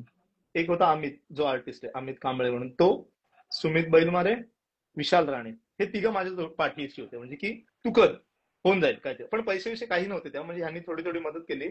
त्याच्यानंतर मग माझी अजून एक फ्रेंड होती, म्हणजे हे नाव मी अजून कोणाला रिव्हील नव्हतं केलं, आज पहिल्यांदाच मी सगळ्यांना हे नाव रिव्हील करतो, कारण की तिने मला सांगितलेलं मी तुला पैसे देते हे कोणाला कळता कामा नये. बट म्हणतात ना, एक माणूस असतो तो खूप मोठ्या मनाचा असतो. म्हणजे ती नेहा खराडे म्हणून माझी एक फ्रेंड होती, तिने मला तेव्हा 3 लाख दिलेले, बापरे! म्हणजे 2019ला. आणि तिने मला सांगितलं हे पैसे मला परत पण नाही द्यायचे तू, ह्या बोलीवर दिले. खूप म्हणजे मोठी आजच्या गोष्ट जगात आहे. खूप मोठी गोष्ट आहे की एखादा खूप जर तुम्हाला मोठी. पैसे देतो, तो पहिले विचारतो किती दिवसात देणार परत. खरी गोष्ट आहे. बट ऑब्विस ना, म्हणजे मी जरी तुला पैसे म्हणजे अरे बाबा किती दिवसात देणार परत? म्हणजे नॉर्मली आपण विचारतो ना, अरे किती दिवसात देणार आहे एक्झॅक्टली. परत. तर ती मला हे म्हणते की हे पैसे मला तू परत नाही द्यायचे. मी म्हटलं तसं कसं? म्हणे नाही नाही, हे मला तुझ्यावर विश्वास आहे, तू हे पैसे कुठे वाया घालवणार नाही किंवा कुठे दुसऱ्या गोष्टीला वापरणार नाही, ह्याचा मला तुझ्यावर विश्वास आहे, म्हणून मी तुला पैसे देते. तर तू ते हे कर म्हणजे. मग त्याच्यानंतर विशालने थोडीफार मदत केली. आणि म्हणजे मॉरल सपोर्ट साठी अमित आणि सुमित, हे म्हणजे आम्ही चौघांनी मिळून मग ती गोष्ट हळू, आणि संदीप पाटील आणि संतोष पाटील हे दोघं सोबत. मग आम्ही पीडब्ल्यूडीची जागा, त्यांनी पण खूप सपोर्ट केला. ते म्हटले की मी त्यांना म्हटलं की तुमचं काय नॉमिनल असेल ते आम्हाला भाडं सांगा, आम्ही तुम्हाला ते द्यायला तयार आहे. तर ते म्हटलं अरे ओके. कशाला भाडं विडं पाहिजे, म्हणजे असं एकदम अरे कशाला भाडं विडं पाहिजे, तू एवढं चांगलं काम करतोय, कुठे अजून तुझ्याकडनं पैसे घेणार, असं असं. तर म्हटलं ठीक आहे चला. मग that was my first mistake, की मी रिटर्न मध्ये काही नव्हतं घेतलं. म्हणजे इथून म्हणतात आपण चाललोय, पण अडथळे एवढे येत होते ना कामात की त्याला फार भरपूर. काही सीमाच नव्हती. मग सगळं चालू केलं हळूहळू हळू 2 महिन्यात सगळं स्ट्रक्चर तिथे आम्ही बिल्ड केलं. सगळ्यांनी मेहनत केली. अमितचा भाऊ होता सुनील म्हणून, तिकडे छान पेंटिंग्स काढले. एकदम प्रॉपर असं एक स्पोर्ट्स एरिनामध्ये आल्यासारखं एक छोटंसं सेटअप, एक मॅट बसेल, एक मॅट कोर्ट बसेल, आणि एक ऑफिस आणि एक चेंजिंग रूम, ओके. एवढं आम्ही सेटअप तिथे बनवलं. पण त्याच्यानंतर 2 महिन्यानंतर जवळ 26 जानेवारीचा 10 दिवस आधी कर्जतच्या काही लोकांनी त्या सरांवर आरटीआय टाकला की त्यांनी माझ्याकडनं पैसे घेतले आणि ती जागा मला वापरायला दिली. आणि अरे बिचारी बापरे! त्यांनी आपल्याकडे चालण्याचा एक चहा पण नव्हता प्यायला रे. म्हणजे एवढा जेन्युअन माणूस होता तो, म्हणजे आहे ते हां. सांगायला काय हे नाहीये. तर अरे! मग त्यांना ते लोक खूप त्रास द्यायला लागले. मग त्यांनी मला एक दिवशी बोलून घेतलं की अरे अनिकेत असं असं आहे, तर ते तुला सगळं काढावं लागेल. आणि मी ऑलरेडी सगळे पैसे टाकलेले आहेत. एक 6-7 लाख रुपये टाकलेले त्याच्यामध्ये. बापरे. हा, आणि हे पैसे नव्हते माझ्याकडे, तर माझे नव्हते सर, घेतलेले उसने पैसे घेतलेले सगळे, काहीच नाही. त्याच्यात मॅट होती एक 2.5-3 लाखाची, आणि बाकी कन्स्ट्रक्शनला जे पैसे गेलेले ते. म्हणजे आम्ही तिथे सगळं कामं केली, म्हणजे सिमेंट कालवण्यापासून, कलरिंग पासून, एव्हरीथिंग, म्हणजे जेवढे पण छोटी छोटी कामं असतील ती सगळी केली, का तर पैसे वाचव म्हणून. मी, ठीक अमित आहे. आणि सुमित, आम्ही ती कामं करायचो. कलरिंगची कामं, ह्याची कामं. का तर एखादा मजूर 800 रुपये वाचतील आपले दिवसाचे, म्हणजे 8 त्रिक बरोबर. 24, तिघं कामाला लागलं 2400 रुपये वाचतात. त्यामुळे पैसेच नव्हते तेव्हा, तेव्हा ऑप्शनही नव्हता. तेव्हा तिकडे आम्ही सगळी कामं केली. नंतर मग ते झालं. मग चालू 2 महिन्यात माझ्याकडे जवळजवळ 120 स्टुडंट कर्जत मधलेच होते तेव्हा. म्हणजे खूप चांगलं चालू होतं. स्टार्टिंग खूप फेज चांगला चालू झाला. आणि मग ते काय, लोकांना बघितलं नाही, किंवा देवाची मर्जी काहीतरी वेगळी असेल किंवा काहीतरी असेल. मग पोलीस स्टेशनला बोलवलं मला, तिकडनं प्रेशराईज, हे ते खूप साऱ्या गोष्टी झाल्या. मग ते आपण 2 महिन्यानंतर लगेच काढून टाकला, आणि लगेच मार्च मध्ये कोविड आला. हम्म. 2019 मध्ये. सो तो 20 मध्ये कोविड आला ना, 19 मध्ये, 15 हा. डिसेंबर 2019 ला चालू केलेलं. आणि मग अच्छा. कोविड आला. मग कोविड आल्यानंतर मग 6 महिने मग काहीच नव्हतं माझ्याकडे, काहीच नव्हतं. म्हणजे 20,000 रुपये उरलेले होते माझ्याकडे. त्याच्यात माझं एज्युकेशन लोनचा हप्ता गेलेला काहीतरी 12-15 हजार रुपये, आणि स्कूटी घेतलेली मी, तर तिचा हप्ता गेला. सो माझ्याकडे काहीतरी 2,500-3,000 रुपये होते तेव्हा खिशात. पैसेच नव्हते. आणि घरात तरी कसं मागणार ना तुम्ही? बरोबर आहे. पॅरामिलिटरीमध्ये ऍज ऑफिसर काम केलंय, तुमच्याकडे काहीच नाही, म्हणजे असं नाही की घरातल्यांनी दिले नसते, पण ते आपल्या मनाला पण नाही पटत ना, की बरोबर अरे आता वाटलं आपण पाहिजे. रिस्पॉन्सिबल झालो, की आपली आता आपण ते नाही करू शकत की आता राजा माझ्याकडे काही नाही तर माझ्याकडे पैसे, मला पैसे दे. घरातल्यांनी का नाही म्हटलं नसतं, बट बरोबर. आपण पण कुठेतरी पोटाला चिमटा काढून पुढे जायला पाहिजे ना, तरच फायदा आहे. दरवेळेस तुम्ही कम्फर्ट बरोबर. झोन मध्ये राहाल तर मग काही मतलब नाहीये. आणि बाबा पण बरोबर रिटायर्ड आहे. झाले, त्यांना पेन्शन येऊन त्यांच्याकडनं किती घेणार आपण पैसे? सो मी बरोबर सहा आहे. महिने अमितच्या स्टुडिओमध्ये काढले. म्हणजे त्यांनी मला खूप सपोर्ट केला. म्हणजे मी ऑलमोस्ट अकॅडमीचा प्लॅन कॅन्सल करून जॉब मिळाला असता. असं काही एवढं हे नव्हतं की जॉब नसता मिळाला. तेवढा तर हुशार होतो आणि टॅलेंटेड होतो की कुठेतरी जॉब तर मिळून जाईल आपल्याला. पण आपण जे स्वप्न बघितलेलं ते मला असं वाटलं की ते संपलं म्हणून. 2 महिन्यात सगळंच बंद झालेलं. आणि कोविड चालू होता त्यामुळे काही करता पण येत नव्हतं. 6 महिने मी फक्त बसून होतो. सो मग अमितच्या स्टुडिओमध्येच राहायचो आम्ही. म्हणजे त्याचा एक हम्म. स्टुडिओ होता, तो आर्टिस्ट त्याचा स्टुडिओ होता, त्या स्टुडिओमध्येच मी राहायचो तिथे 6 महिने. मग तिथं आम्ही 6 महिने असेच काढले. म्हणजे जेवण पण तिथंच बनवायचं. कधी कधी अमित त्याच्या घरून डब्बा घेऊन यायचा. तो माझ्यामुळे तो पण घरी नाही जायचा. तो आणि त्याचा भाऊ आणि मी, आम्ही तिथेच तिघं हा. जेवण बनवायचो, तिथेच राहायचो, तिथेच खायचो प्यायचो, सगळं तिथेच. तिथे एक वॉशरूम पण होता, तिथेच सगळं, म्हणजे आमचं घर, तिघांचं घर बनलेलं ते. सो आम्ही तिथे तिघं राहायचो. अच्छा. मग मग अमितला बोलायचो मी, अरे म्हटलं हे काय होत नाही म्हटलं. मग हळूहळू हळू पैसे पण माझे संपले, माझ्याकडे काहीच नव्हतं. म्हणजे me out of the mind होतो, की मला काही कळतच नव्हतं काय करायचं. कम्प्लिटली ब्लँक होतो तेव्हा. म्हणजे माझ्याकडे काही कुठली दिशा नव्हती की काय करायचं काय नाही. दिवस येत होता तो चालू ढकलत होतो. सो, आणि पैसेही नव्हते माझ्याकडे. आणि त्याच्यात माझं थोडं पर्सनल रिलेशन्स मध्ये पण थोड्या गोष्टी झालेल्या, त्यामुळे मी अजूनच तुटलेलो त्या दरम्यान. That was a worst phase of my life. म्हणजे एक फेजेस असेल तो, एक थोडा. पण ऍक्च्युली त्याच्यातनं खूप शिकायला मिळालं. म्हणजे जे तुम्हाला खरंय. जे डाऊनफॉल्स असतात ना तुमचे, ते तुम्हाला शिकवतात, मला असं वाटतं. तर त्याच्यातनं मला खूप शिकायला मिळालं. सो मग त्या गोष्टीनंतर मग हळूहळू हळू आम्ही फक्त मला धीर द्यायचा, अरे होईल, अरे होईल चालू, अरे होईल चालू. अरे पण कधी? जवळजवळ फेब्रुवारी पासून बंदच होतं. फेब्रुवारी, मार्च, एप्रिल, मे, जून, 5-6 महिने ऑलरेडी गेलेले आणि पैसेही नव्हते. तर मग अमित म्हटलं अरे होईल होईल होईल. मग त्याच्यानंतर कोविडचं थोडंसं इंटेन्सिटी कमी झालेली आणि लोकांना बाहेर जायला मुभा देत होते. मग तेव्हा हम्म. म्हटलं आपण काय करूया काय करूया काय करूया. मग मी म्हटलं चल आपण आहे ना फिटनेस घ्यायला सुरू करू मुलांचे. कबड्डी तर कारण कॉन्टॅक्ट स्पोर्ट्स आहे त्यामुळे खेळायचा काही संबंधच येत नव्हता. पण बरोबर. ऍटलीस्ट म्हणतात ना, तुम्ही ऍज अ एक फिटनेस सेंटर तरी चालू करू शकता. म्हटलं त्यातनं 4 पैसे भेटतील, आपण थोडंफार सर्व्हाइव्ह करू शकतो. सो त्या बरोबर. कन्सेप्टने आम्ही चालू केलं. मग त्या भरपूर माझे जेवढे पण कर्जत मधले मित्र होते ते सगळे फिटनेसला यायचे. आम्ही जवळ 60-70 जण यायचे तेव्हा. मग ते आम्ही ट्रेकिंग हे ते सगळे आमचे उद्योग चालू झालेले. म्हणजे असं आम्ही मजा करायचो तेव्हा. मग तेव्हा हा. 60-70 मग माझा एक म्हणजे जो मित्र आहे सुमित म्हणून, मग आम्ही इकडे जिथे आत्ता अकॅडमी चालते रॉयल गार्डनला. हा. सो तिथले जे आहेत म्हणजे निलेश चौडिया म्हणून, सो त्यांनी खूप सपोर्ट केला. म्हणजे त्यांनी सांगितलं की असं असं आहे, तर आम्हाला तुमच्या म्हणजे हॉल आम्हाला रेंटने द्याल का तुम्ही, आम्हाला असं असं करायचं म्हणून. सो तेव्हा त्यांनी खूप सपोर्ट केला. ते म्हटले ठीक आहे हरकत नाही. त्यांनी एकदम नॉमिनल भाडं घेऊन आम्हाला तिथे चालवायला दिलं. आणि ऍक्च्युली त्यांच्यामुळे म्हणजे म्हणतात ना, काही लोक आहेत की त्यांच्यामुळे अकॅडमी होतं, ही वन ऑफ देम. म्हणजे बर. त्यांच्यामुळे ती अकॅडमी अजून उभी आहे. सो त्यांनी खूप सपोर्ट केला तिथे. मग तिथे चालू केलं आपण. मग तिथे चालू केल्यानंतर मग हळूहळू थोडी इंटेन्सिटी मग कोविडची कमी झाल्यानंतर आपण कबड्डीची पण अकॅडमी म्हणजे जसं ऍज इट इज पहिले होतं तसं चालू केलं. मग परत जी पहिले लोकच मुली होती, असं हॉस्टेल ऍजच काहीच नव्हतं. म्हणजे पहिलीचीच मुलं तिथे येऊन खेळायची. मग ते पण त्याच्यात पण काय फायनान्शियल एवढं काय होतं, म्हणजे महिन्याचं भाडं द्यायला पण मला पैसे निघायचे नाही, एवढी परिस्थिती होती तेव्हा म्हणजे. अच्छा. पण तेव्हाचा पार्ट होता की सर्व्हाइव्ह करायचं आपल्याला, आता 1 वर्ष तरी ऍटलिस्ट. एक बरोबर. वर्ष तरी सर्व्हाइव्ह करायचं, त्याच्यानंतर बघू आपण प्रॉफिट होतोय नाही होतोय, दॅट इज अनदर पार्ट. मग त्याच्यानंतर जवळजवळ एक 4-5 महिने गेले. मग इंस्टाग्राम पेज बनवलेलं आपण, त्याच्यावर मग आम्ही व्हिडिओज टाकायचो प्रॅक्टिसच्या, रील्स घेऊन त्या. पण त्याच्यात भरपूर इन्क्वायरीज यायला लागल्या की आम्हाला पण यायचंय म्हणून. पण इथे काय राहायची अशी सोय नव्हती, त्यामुळे काय हॉस्टेल ही कन्सेप्ट डोक्यात नव्हती.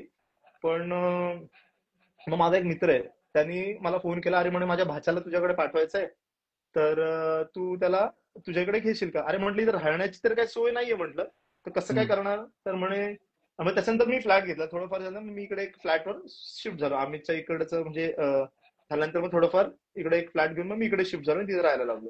तर ना तू एकटाच राहतो ना, तुझ्यासोबत ठेव म्हणून त्याला. अच्छा. म्हटलं ठीक आहे चल. मग पहिल्यांदा तो आलेला इकडे. मग ते जेवण बिवण मी स्वतःच बनवायचं, आम्ही म्हणजे स्वतःच जेवण बनवणार हे सगळं. म्हणजे हॉस्टेलचं स्टार्टिंगचं कुक मीच होतो.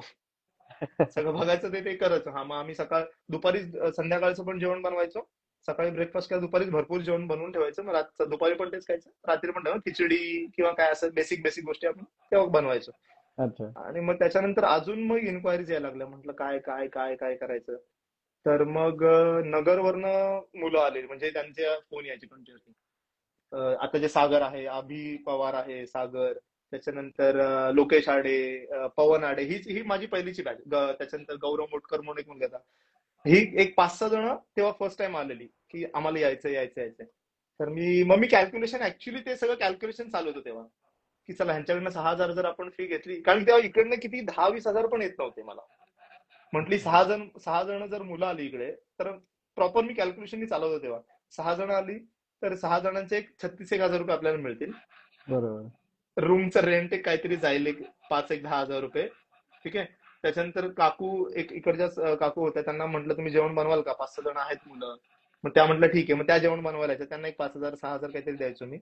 मग किराणा असं मिळून एक 15-20 हजार रुपये उरायचे. मग त्या 15-20 हजार रुपयावरच माझं होतं की अरे हे 15-20 हजार रुपये आपल्याला आले ना, तर आपली थोडं स्टेबिलिटी येऊन जाईल. अच्छा. स्टार्टिंगला तर तेच प्लॅन होतं की एक एक एक एक. मग पुढच्या महिन्यामध्ये लगेच परत अजून काही मुलं आली, मग अजून एक फ्लॅट घेतला तिथं. मग तिथे काहीच नव्हतं बेसिकली. मग मी घरी गेलो. घरी भरपूर भांडी होती, गॅस बीस हे सगळं. मग आईला म्हटलं मला सगळं पाहिजे, काय काय गोष्टी. मग आईने भांडी गॅस हे ते सगळं जमा करून एक दिवशी ऑटो करून तिकडे आणून इकडे सेटअप बनले, किचन बनवलं आणि तिथे मुलं राहायची. गाद्या आणल्या रेंटनी. आणि मग असं चालू झालं बेसिकली. म्हणजे हे कन्सेप्ट काही असं हे नव्हतं तेव्हा, ते एकदम स्क्रॅच पासून चालू केलं आम्ही. मग विदिन अ मंथ माझ्याकडे 20 एक मुलं झाली बाहेरची.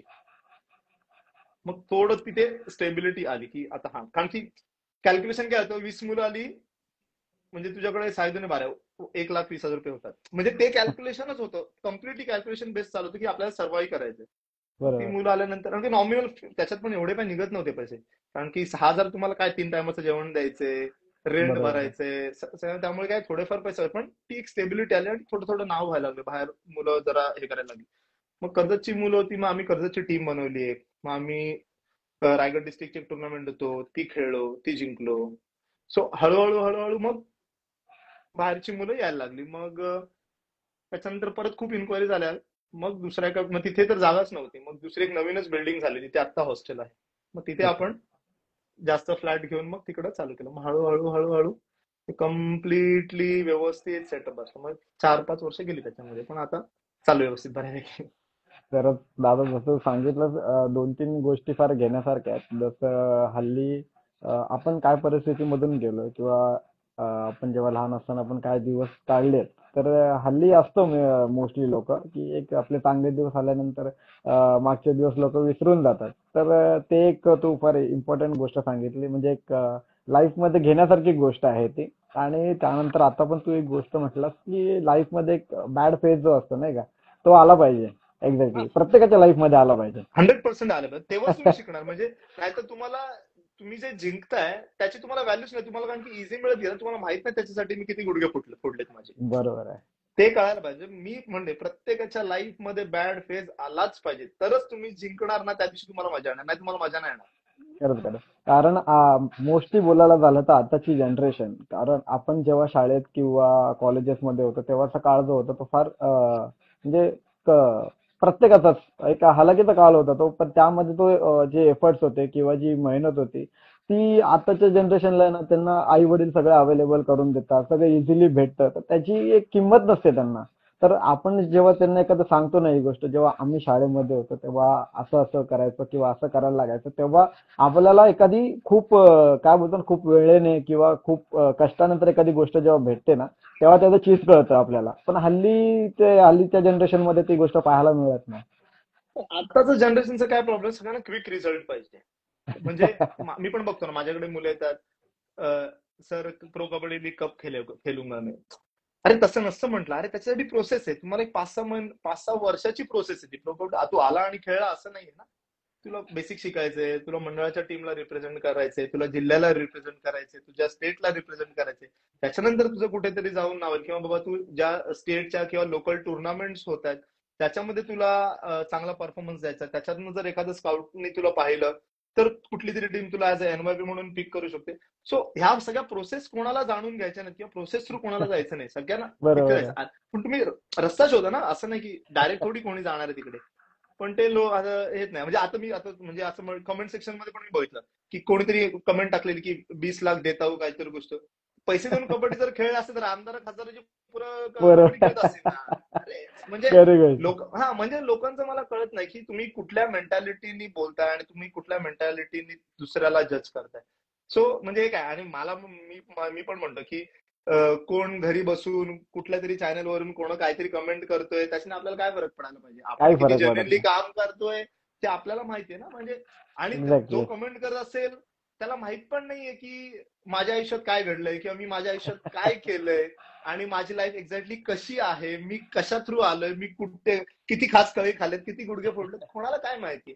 कोण कुठून काहीतरी आपल्याला कमेंटर बोलणार आणि आपण त्याच्यावर म्हणजे म्हणतात ना हे करून त्यात काय म्हणजे मजा. म्हणजे लोकांना पण म्हण की अरे म्हणजे ठीक आहे तुम्ही बोलताय तुमचं काय माहित नाही, पण तुम्ही प्रोसेस थोडी फॉलो करा. समोरच्या माणसाला किंवा कोणी असेल त्याला थोडं जाणून घ्या की काय आहे काय नाही, त्याच्यानंतर मग तुम्ही गोष्टी बोला किंवा काय असतील त्या. काय कसं असतं माहितीये का, जेव्हा आपण एखादं चांगलं काम करतो किंवा आपली जेव्हा प्रगती होत 100%. असते काम करत असताना, तेव्हा असे लोक पण तयार होतात, आणि मी तर म्हणतो असे लोक तयार झालेच पाहिजेत असायला पाहिजे तेव्हा ना. मी तर म्हणतो हे तर मोटिवेशन आहे आपलं ना. हेच तर मोटिवेशन आहे खरी लाईफ गोष्ट मध्ये. आहे. मोटिवेशन काय, मोटिवेशन हा ठीक आहे. म्हणजे जर आपण पुढे चाललोय, म्हणजे बऱ्याच जणांनी हे सांगितलेलं पण आहे की जर तुम्ही पुढे चालताय आणि 4 लोक तुम्हाला मागणं शिवाय देत आहेत तर तुम्ही समजा की तुम्ही बरोबर रस्त्यावर चाललेत, तुम्ही चालत एक्झॅक्टली. आहात. एक्झॅक्टली. सो त्या गोष्टी म्हणजे त्या गोष्टी चालत राहतात आणि त्यात मजा पण आहे. हा, एक आपल्याला पण मोटिवेशन मिळतं की नाही, ह्यांना करून बरोबर चालतंय. दाखवायचं की हे जे बोलतायत ना मागून, ह्यांना करून दाखवायचं की आपण पण काय चीज आहे म्हणून. तर आणि एकूणच दादा जसं तू सांगितलंस, तर मला वळायचं एका गोष्टीकडे की तुझ्या मिडलाईन अकॅडमी मधून जे प्लेयर्स प्रो साठी गेले, जसं पहिल्यांदा सुयोग असेल, त्यानंतर प्रफुल असेल, आता धीरज देखील आहे, आणि हे सगळे तर आपल्या स्टेट मधले झाले. त्यानंतर जम्मू काश्मीर मधून आमिर वाणी म्हणून आहे.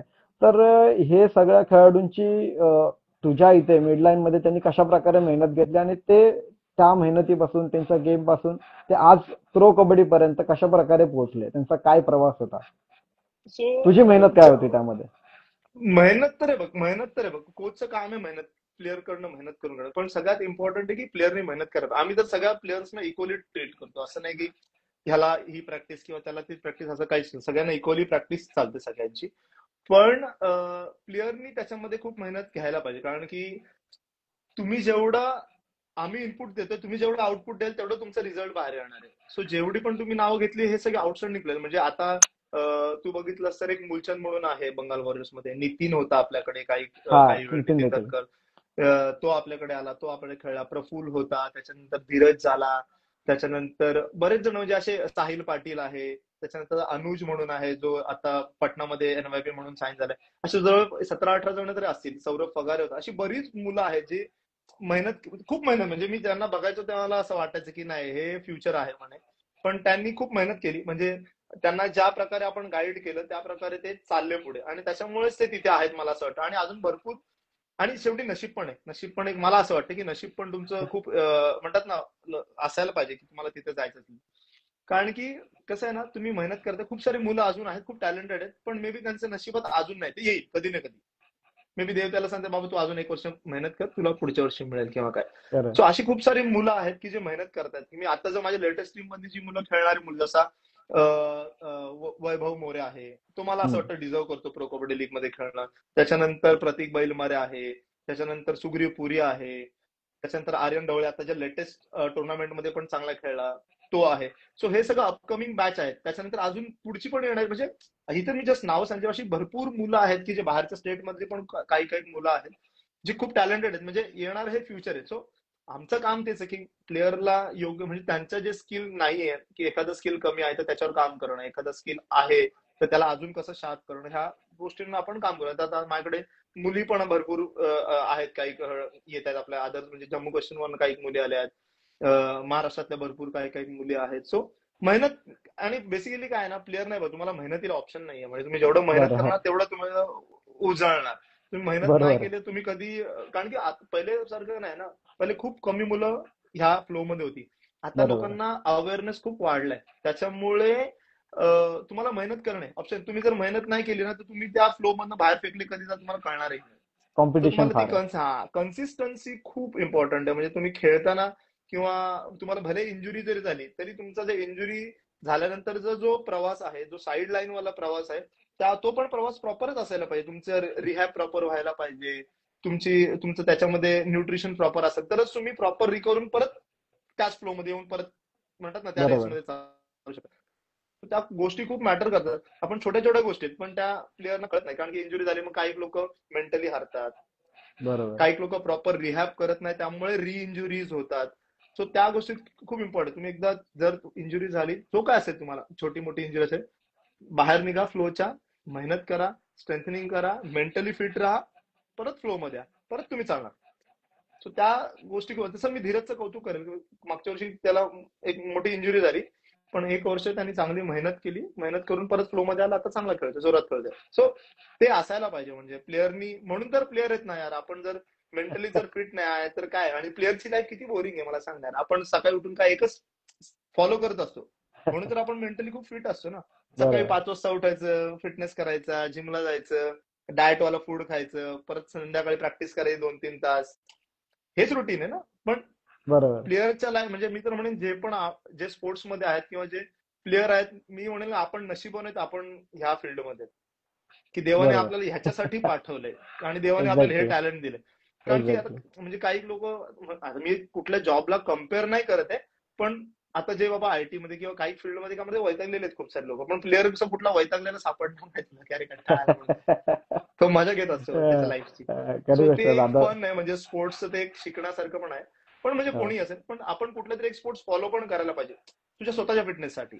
बरोबर. असं नाही की तुम्हाला की दरवेळेस तुम्हाला कॉम्पिटेटिव्ह स्पोर्ट्सच खेळायचे, पण जर आपल्याकडे काही व्ह्युअर्स असेल जे बाबा ते कुठे जॉब करतायत किंवा आयटी फील्डमध्ये किंवा अदर दॅन स्पोर्ट्स सोडून दुसऱ्या फील्डमध्ये, तर तुम्ही एक कुठला तरी स्पोर्ट्स फॉलो करा, किंवा जिमला तरी ऍटलीस्ट जा, किंवा काही एक ऍक्टिव्हिटी, तुमची फिजिकल ऍक्टिव्हिटी दिवसात ऍटलीस्ट 2 तास तरी व्हायला पाहिजे, 1.5-2 तास. बरोबर. तर तुम्ही फिट बरोबर. राहा. कारण की आजकाल हार्ट अटॅक्स किंवा बाकी खूप साऱ्या गोष्टी, आजार पण वाढत चाललेत. सो तुम्हाला थोडं फिट राहणं तर महत्वाचं आहे. खरं.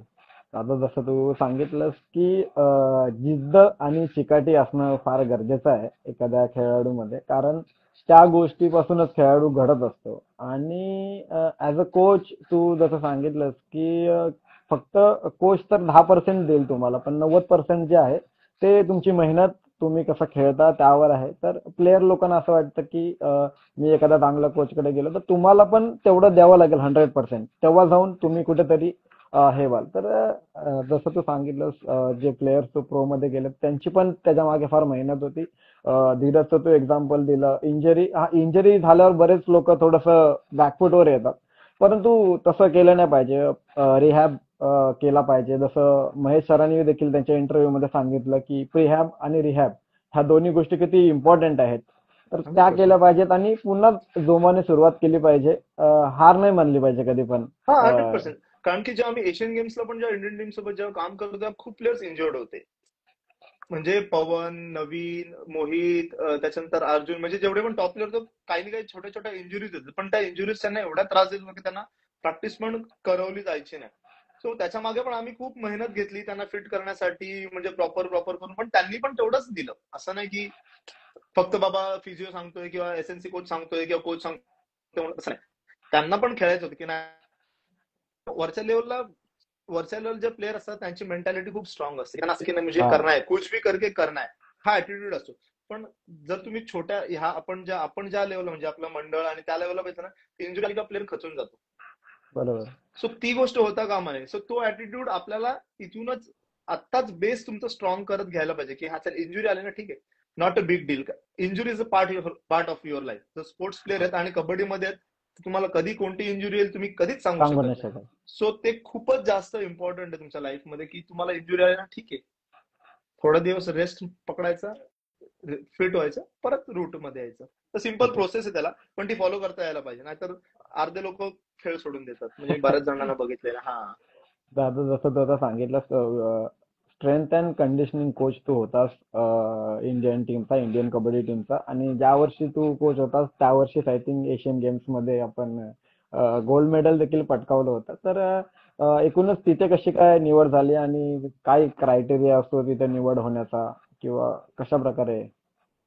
सो बेसिकली त्यांचे इंटरव्ह्यूज असतात, वॉक इन इंटरव्ह्यूज असतात. तो त्या वर्षी त्यांची ऍड निघाली होती आणि त्याच्या 2 वर्ष आधी मी महाराष्ट्र टीम सोबत काम केलं as a strength and conditioning coach.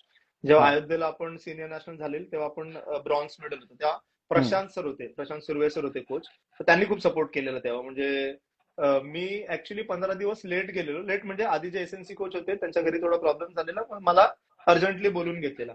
पण ते गेल्यानंतर मग त्यांनी मला खूप फ्री हँड दिला. सर म्हटले की आपल्याकडे 15 दिवस आहेत, पण आपल्याला, कारण की तेव्हा टीम जस्ट बनलेली, अनाऊन्स पण नव्हती झाली, तर 15 दिवस आपल्याला टीम उभी करायची, तू त्यांचा फिटनेसचं काय करायचं तू बघ, मी काहीच बोलणार नाही. त्यांनी एवढा फ्री हँड दिला.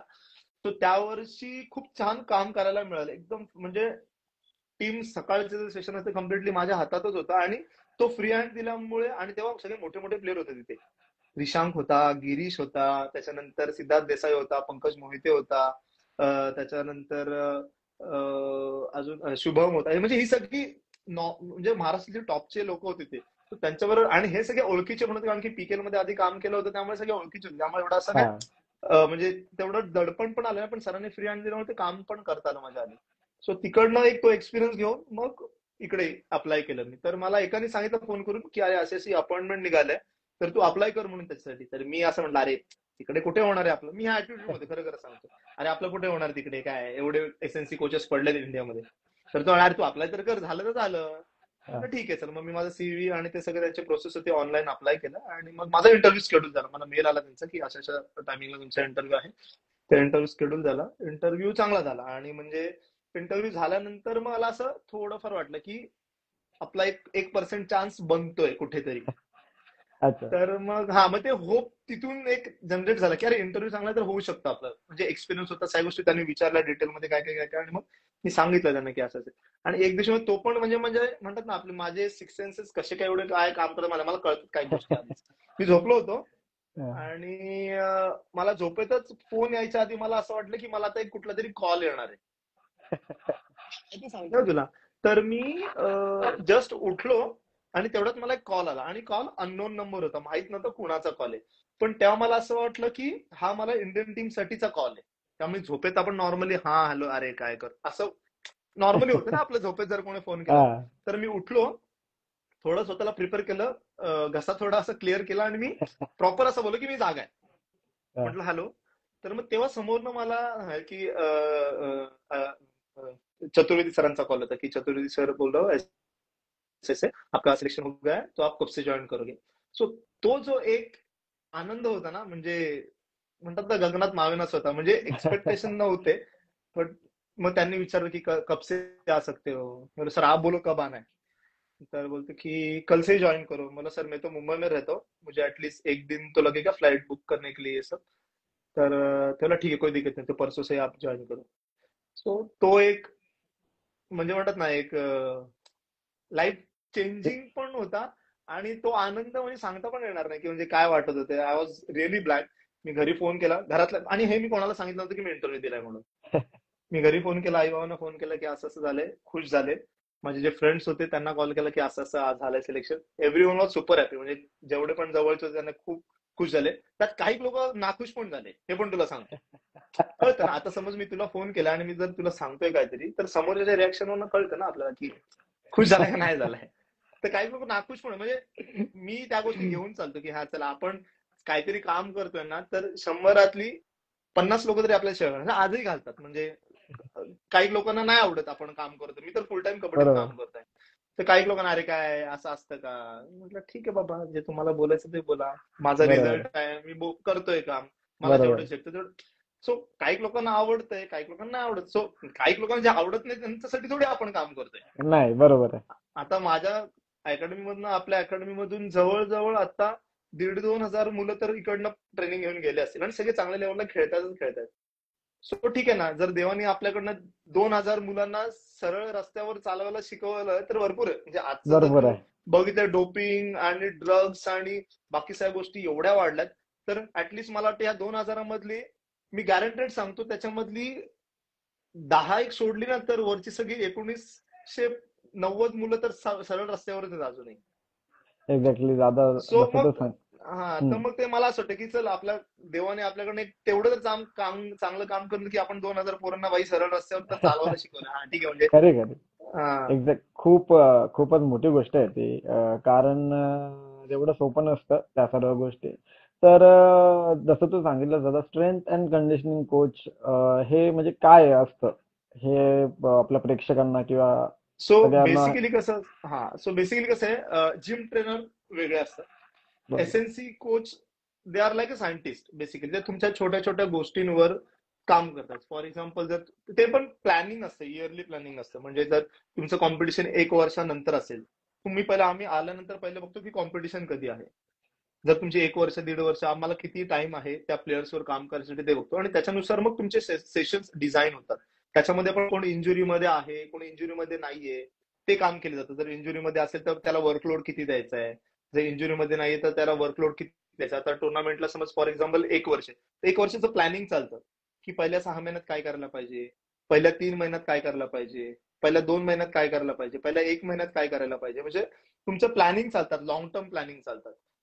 कॉम्पिटिशन फेज आली तर तुम्हाला वर्कलोड किती द्यायचा आहे, कॉम्पिटिशनला बस 2च महिने राहिले तर वर्कलोड किती द्यायचं. मग त्याचं, कारण की प्रॅक्टिसमध्ये पण इंजुरीज चालूच असतात. सो तुम्हाला त्या इंजुरी मॅनेज करून मग सगळ्या गोष्टी, त्यांचे सेशन्स हे करणं. बाबा जर रेडर असेल तर रेडरवर काय काम करायला पाहिजे, डिफेंडर असेल तर त्याचे काय काम, रेडर असेल तर बाबा स्पीड असेल, एजिलिटी असेल, एक्सप्लोजिव्ह पॉवर असेल, त्याच्यावर काम करायला पाहिजे.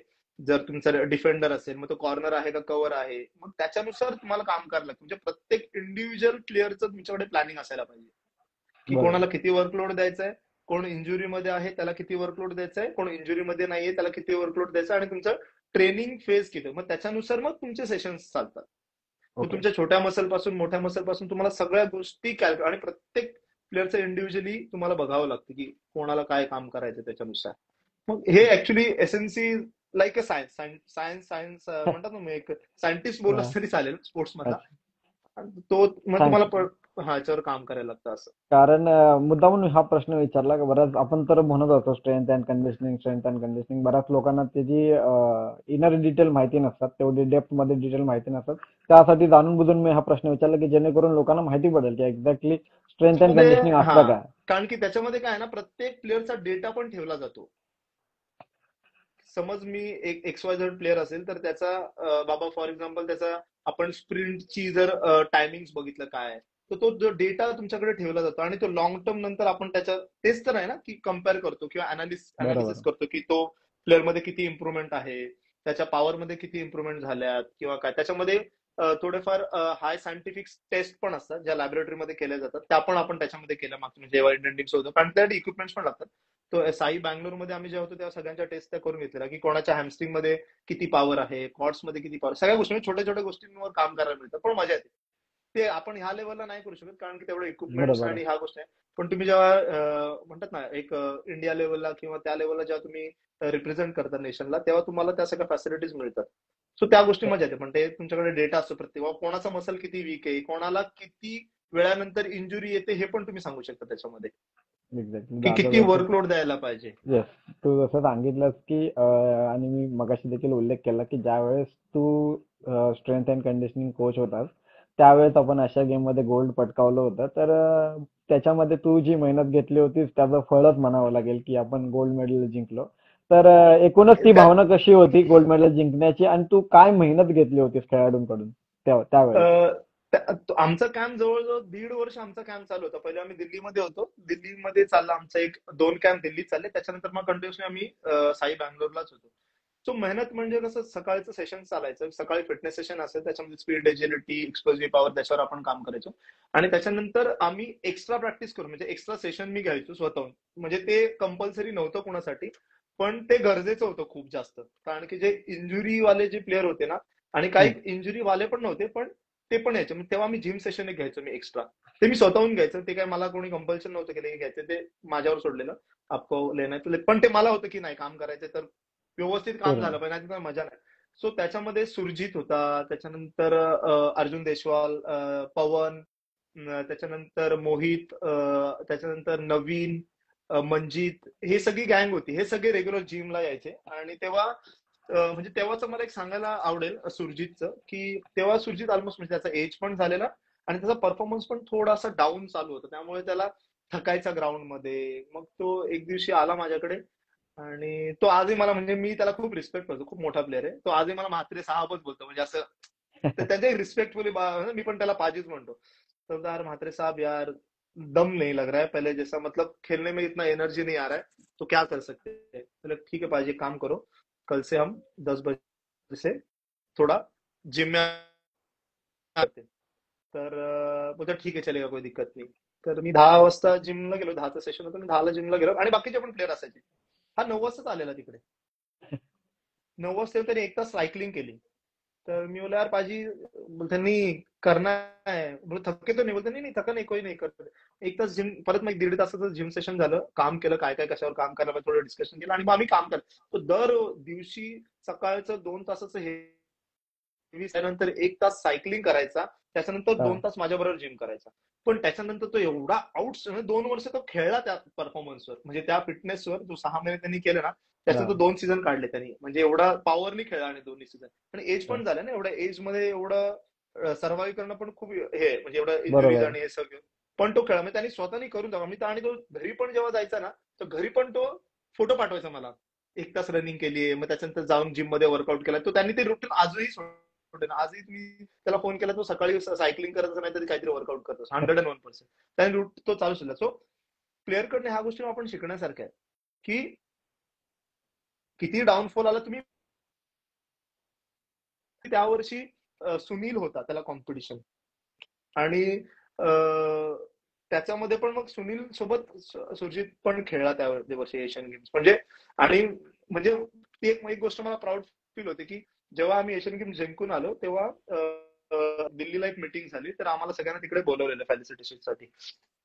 तर तेव्हा सुरजित, त्याच्यानंतर अर्जुन, पवन, यांनी सगळ्यांनी स्पेशली तिथे उठून उभं राहून सांगितलं की हम जीती गए, लेकिन स्पेशली माझा, इसने हमारे ऊपर 2 साल तक बहुत ज्यादा मेहनत किया, हमारा फिटनेस लेवल ये सब मेंटेन रखने में, तो हमारा उतना ही इसका भी हक है. तो ते फिलिंग खूप म्हणजे वेगळं होतं, म्हणजे समोरून एवढे सिनियर प्लेअर, इंडिया लेवलचे प्लेअर आपल्याला जर अप्रिशिएट करतात, खूप बरं वाटतं. म्हणजे आपल्याला काही काय हवं असं, म्हणजे पैसे तर आपण आयुष्यावर कमवत असतो, पण हे जे 2 शब्द असतात ते अजून खरंच. मोठे, खरंच. खरंच. काम करायला ते. मग त्याच्यानंतर मग परत काम चालू झालं, परत आहे आपलं, चालू आहे. तर दादा आता मध्यंतर तू बोलत असताना डोपिंग ह्या विषयाचा उल्लेख केलास. तर हा विषय महेश सरांबद्दल बरोबर देखील आम्ही डिस्कस केला. पण मागे दिनेश दादानी पण काढला होता. पण कसं असतं विषय कोणाबरोबर खुल्याने आपण बोलू शकतो किंवा कोणाबरोबर तो डिस्कस केला पाहिजे. हॅलो.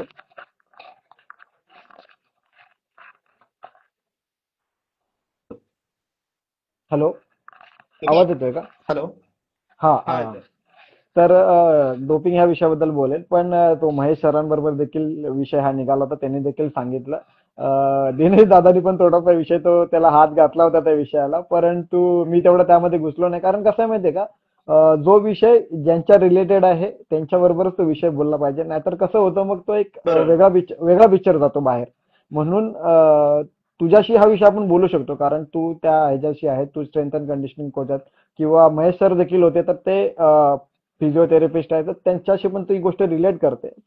ज्याच्याशी जी गोष्ट रिलेट करते त्याला तो प्रश्न विचारला पाहिजे, नाहीतर मग त्याचं इंटरप्रिटेशन जे आहे ते बाहेर फार चुकीचं जातं. तर म्हणून तुला हा प्रश्न जातं. विचारेन, डोपिंग मला तर वाटतं ह्याबद्दल तू काय बोलशील, डोपिंग या गोष्टीबद्दल?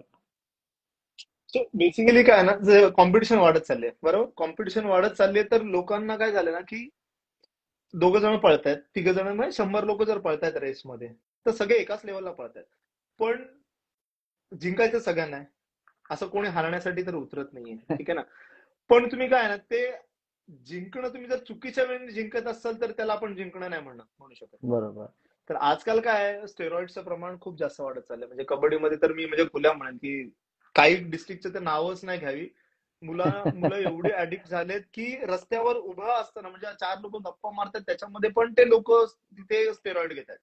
सो एवढं प्रमाण वाढलंय म्हणजे स्टेरॉइडचं.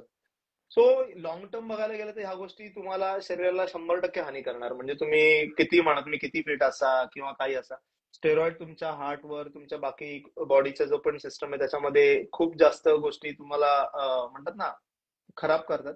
लाईफ तुमची, तुम्ही त्या फेजसाठी जोरात खेळाल, हे पण हम्म. सांगतो. असं नाही, खेळणार, पण तुमची लाईफ स्पॅन तेवढी राहणार नाही. आणि डोपिंगचं आहे ना, तुम्ही पकडलं गेलं तुम्हाला 4 वर्ष बॅन आहे डायरेक्टली, तुमचं सगळंच संपून जातं तिथे. सो काय म्हणजे मला मतलब नाही. म्हणजे तुम्ही बघशील तर म्हणजे सर्रास मुलं घेतात. म्हणजे 15 मागे तर नाडावाल्याने 15 का 16 वर्षाच्या मुलाला पण डोपिंग मध्ये 4 वर्ष बॅन केलेलं आहे. सो बापरे. एवढं ते पसरत चाललंय. हा. सो डोपिंगचं खूप जास्त हे वाढत चाललंय. तर मी म्हणजे मुलं असतील किंवा प्लेयर्स असेल त्यांना ते सांगेन की तुम्ही ह्या गोष्टींमध्ये पडू नका. कारण की तुम्ही जर पकडला गेलात तर तो बॅन तर आहे, पण तुमच्या बॉडीसाठी पण ते चांगलं नाही. तुम्ही एका टाइम नंतर तुमची जी ग्रोथ आहे ती थांबेल, आणि तुम्ही ज्या गोष्टी नको व्हायला त्या गोष्टी पण होणार. तुम्ही बऱ्याच प्लेयर्स आपण बघतो काही ग्राउंडमध्ये हार्ट अटॅक येऊन पडतायत किंवा काय, तर त्या गोष्टी सगळे स्टेरॉइड्स घेऊन होतात. म्हणजे सगळेच घेतात असं नाही, but most of the player आता फॅड चालू आहे की क्विक रिझल्ट पाहिजे. क्विक हो. रिझल्ट तुमचा जास्त दिवस राहत नाही. मेहनत बरोबर. करा तुम्ही, मग लॉंग टर्म चाला. तर तुम्ही जर क्विक रिझल्टच्या मागे लागला तर तुम्ही खेळाल एखाद दुसरा सीझन, आणि नंतर आता खूप सारे प्लेयर्स बघ ना पीकेएल मध्ये, महाराष्ट्राचे पण कितीतरी प्लेयर्स आहेत, दिसतात का तुला परत? नाही. म्हणजे खरी गोष्ट. कितीतरी काही काही प्लेयर्स पण, म्हणजे स्टेट बीट चॅम्पियनशिप मध्ये पण कितीतरी मुलं खेळताना दिसतात. पण जेव्हा तुम्ही ऍक्च्युअल प्रो मध्ये जाता तुमचे परफॉर्मन्सच येत नाही. म्हणजे महाराष्ट्रातले असं नाही, बाहेरचे पण प्लेयर्स, जे प्लेयर्स लोकल टुर्नामेंटला खूप जोरात खेळतात पण तिकडे गेल्यावर त्यांचा परफॉर्मन्सच येत नाही. का? त्याचं कारण आहे, तिकडे डोप करून खेळतात आणि मग वरती गेल्यावर म्हणजे आहे ते आहे, सगळ्यांना माहिती आहे. म्हणजे असं मीच खूप काय असं बोलतोय असं नाही, पण हे सगळ्यांना फॅक्ट्स माहिती आहेत. सो त्या नाही, गोष्टी खरं. ऍक्च्युअली टाळायला पाहिजेत. आणि मी तर म्हणते की लोकल टुर्नामेंटला पण की डोप टेस्ट ठीक आहे, थोड्या त्या महाग आहेत, पण थोडी डेटरन्स पाहिजे ना, भीती नाहीये मुलांना. नाहीये, एक्झॅक्टली नाहीये. भीती नाही ना, त्यांना माहिती इथे का टेस्ट होणार नाहीये. मग जेव्हा बरोबर नॅशनल्स आहे. मध्ये जातात तेव्हा तेव्हा परफॉर्मन्स येत नाही का, त्यांना माहिती इकडे चेकिंग होऊ शकते.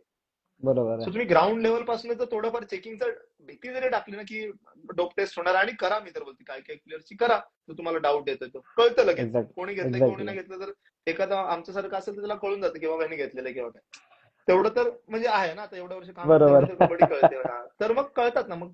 आणि जर एका दोघांना पकडले किंवा म्हणतात ना ती गोष्टी जर कमी झाली ना, तर मुलांची खेळायची पद्धत, बरोबर आहे. जो लाईफ स्पॅन आहे त्याच्यामध्ये पण चेंजेस येतील. क्लीन स्पोर्ट्स नाहीये ना, स्पोर्ट्स क्लीन असायला पाहिजे ना. खेळ एक्झॅक्टली. कशासाठी म्हणतो, खेळ कसा आहे, जर आपण दोघं एकाच ताकदीचे आहेत, मी मेहनत करतोय, तू पण मेहनत करतोय, पण तिसऱ्या दुसरं काहीतरी घेऊन न मेहनत करता जिंकतोय, मग तो क्लीन स्पोर्ट्स नाही होत ना. मग खेळायची नाहीये, मज्जा नाहीये, कुठे त्याच्यामध्ये? नाहीये. आणि हे पण जाईल काही म्हणजे असं डोपिंग असं ह्याचं नाही, पण तुम्ही जर खोकल्याचं औषध जर घेतलं ना त्याच्यामध्ये पण डोप कंटेंट आहे. सो म्हणजे जर तुम्ही प्लेअर असाल तर तुम्हाला औषधं घेताना खूप विचार करून औषधं घेणं. तुम्हाला डॉक्टरना विचारणं की बाबा मी प्लेअर आहे. तुम्ही जर दवाखान्यात जाताय आणि तुम्ही प्लेअर, तर तुम्ही त्यांना सांगा की मी प्लेअर आहे, की बाबा ह्याच्यामध्ये काय डोप कंटेंट आहे का नाहीये. मग ते तुम्हाला, त्याच्या पण प्रोसेस आहेत. असं नाही की एखादं जर औषध असेल की त्याला ऑप्शनच नाहीये, त्याच्यामध्ये डोप कंटेंट आहे पण ते तुम्हाला देणंच आहे.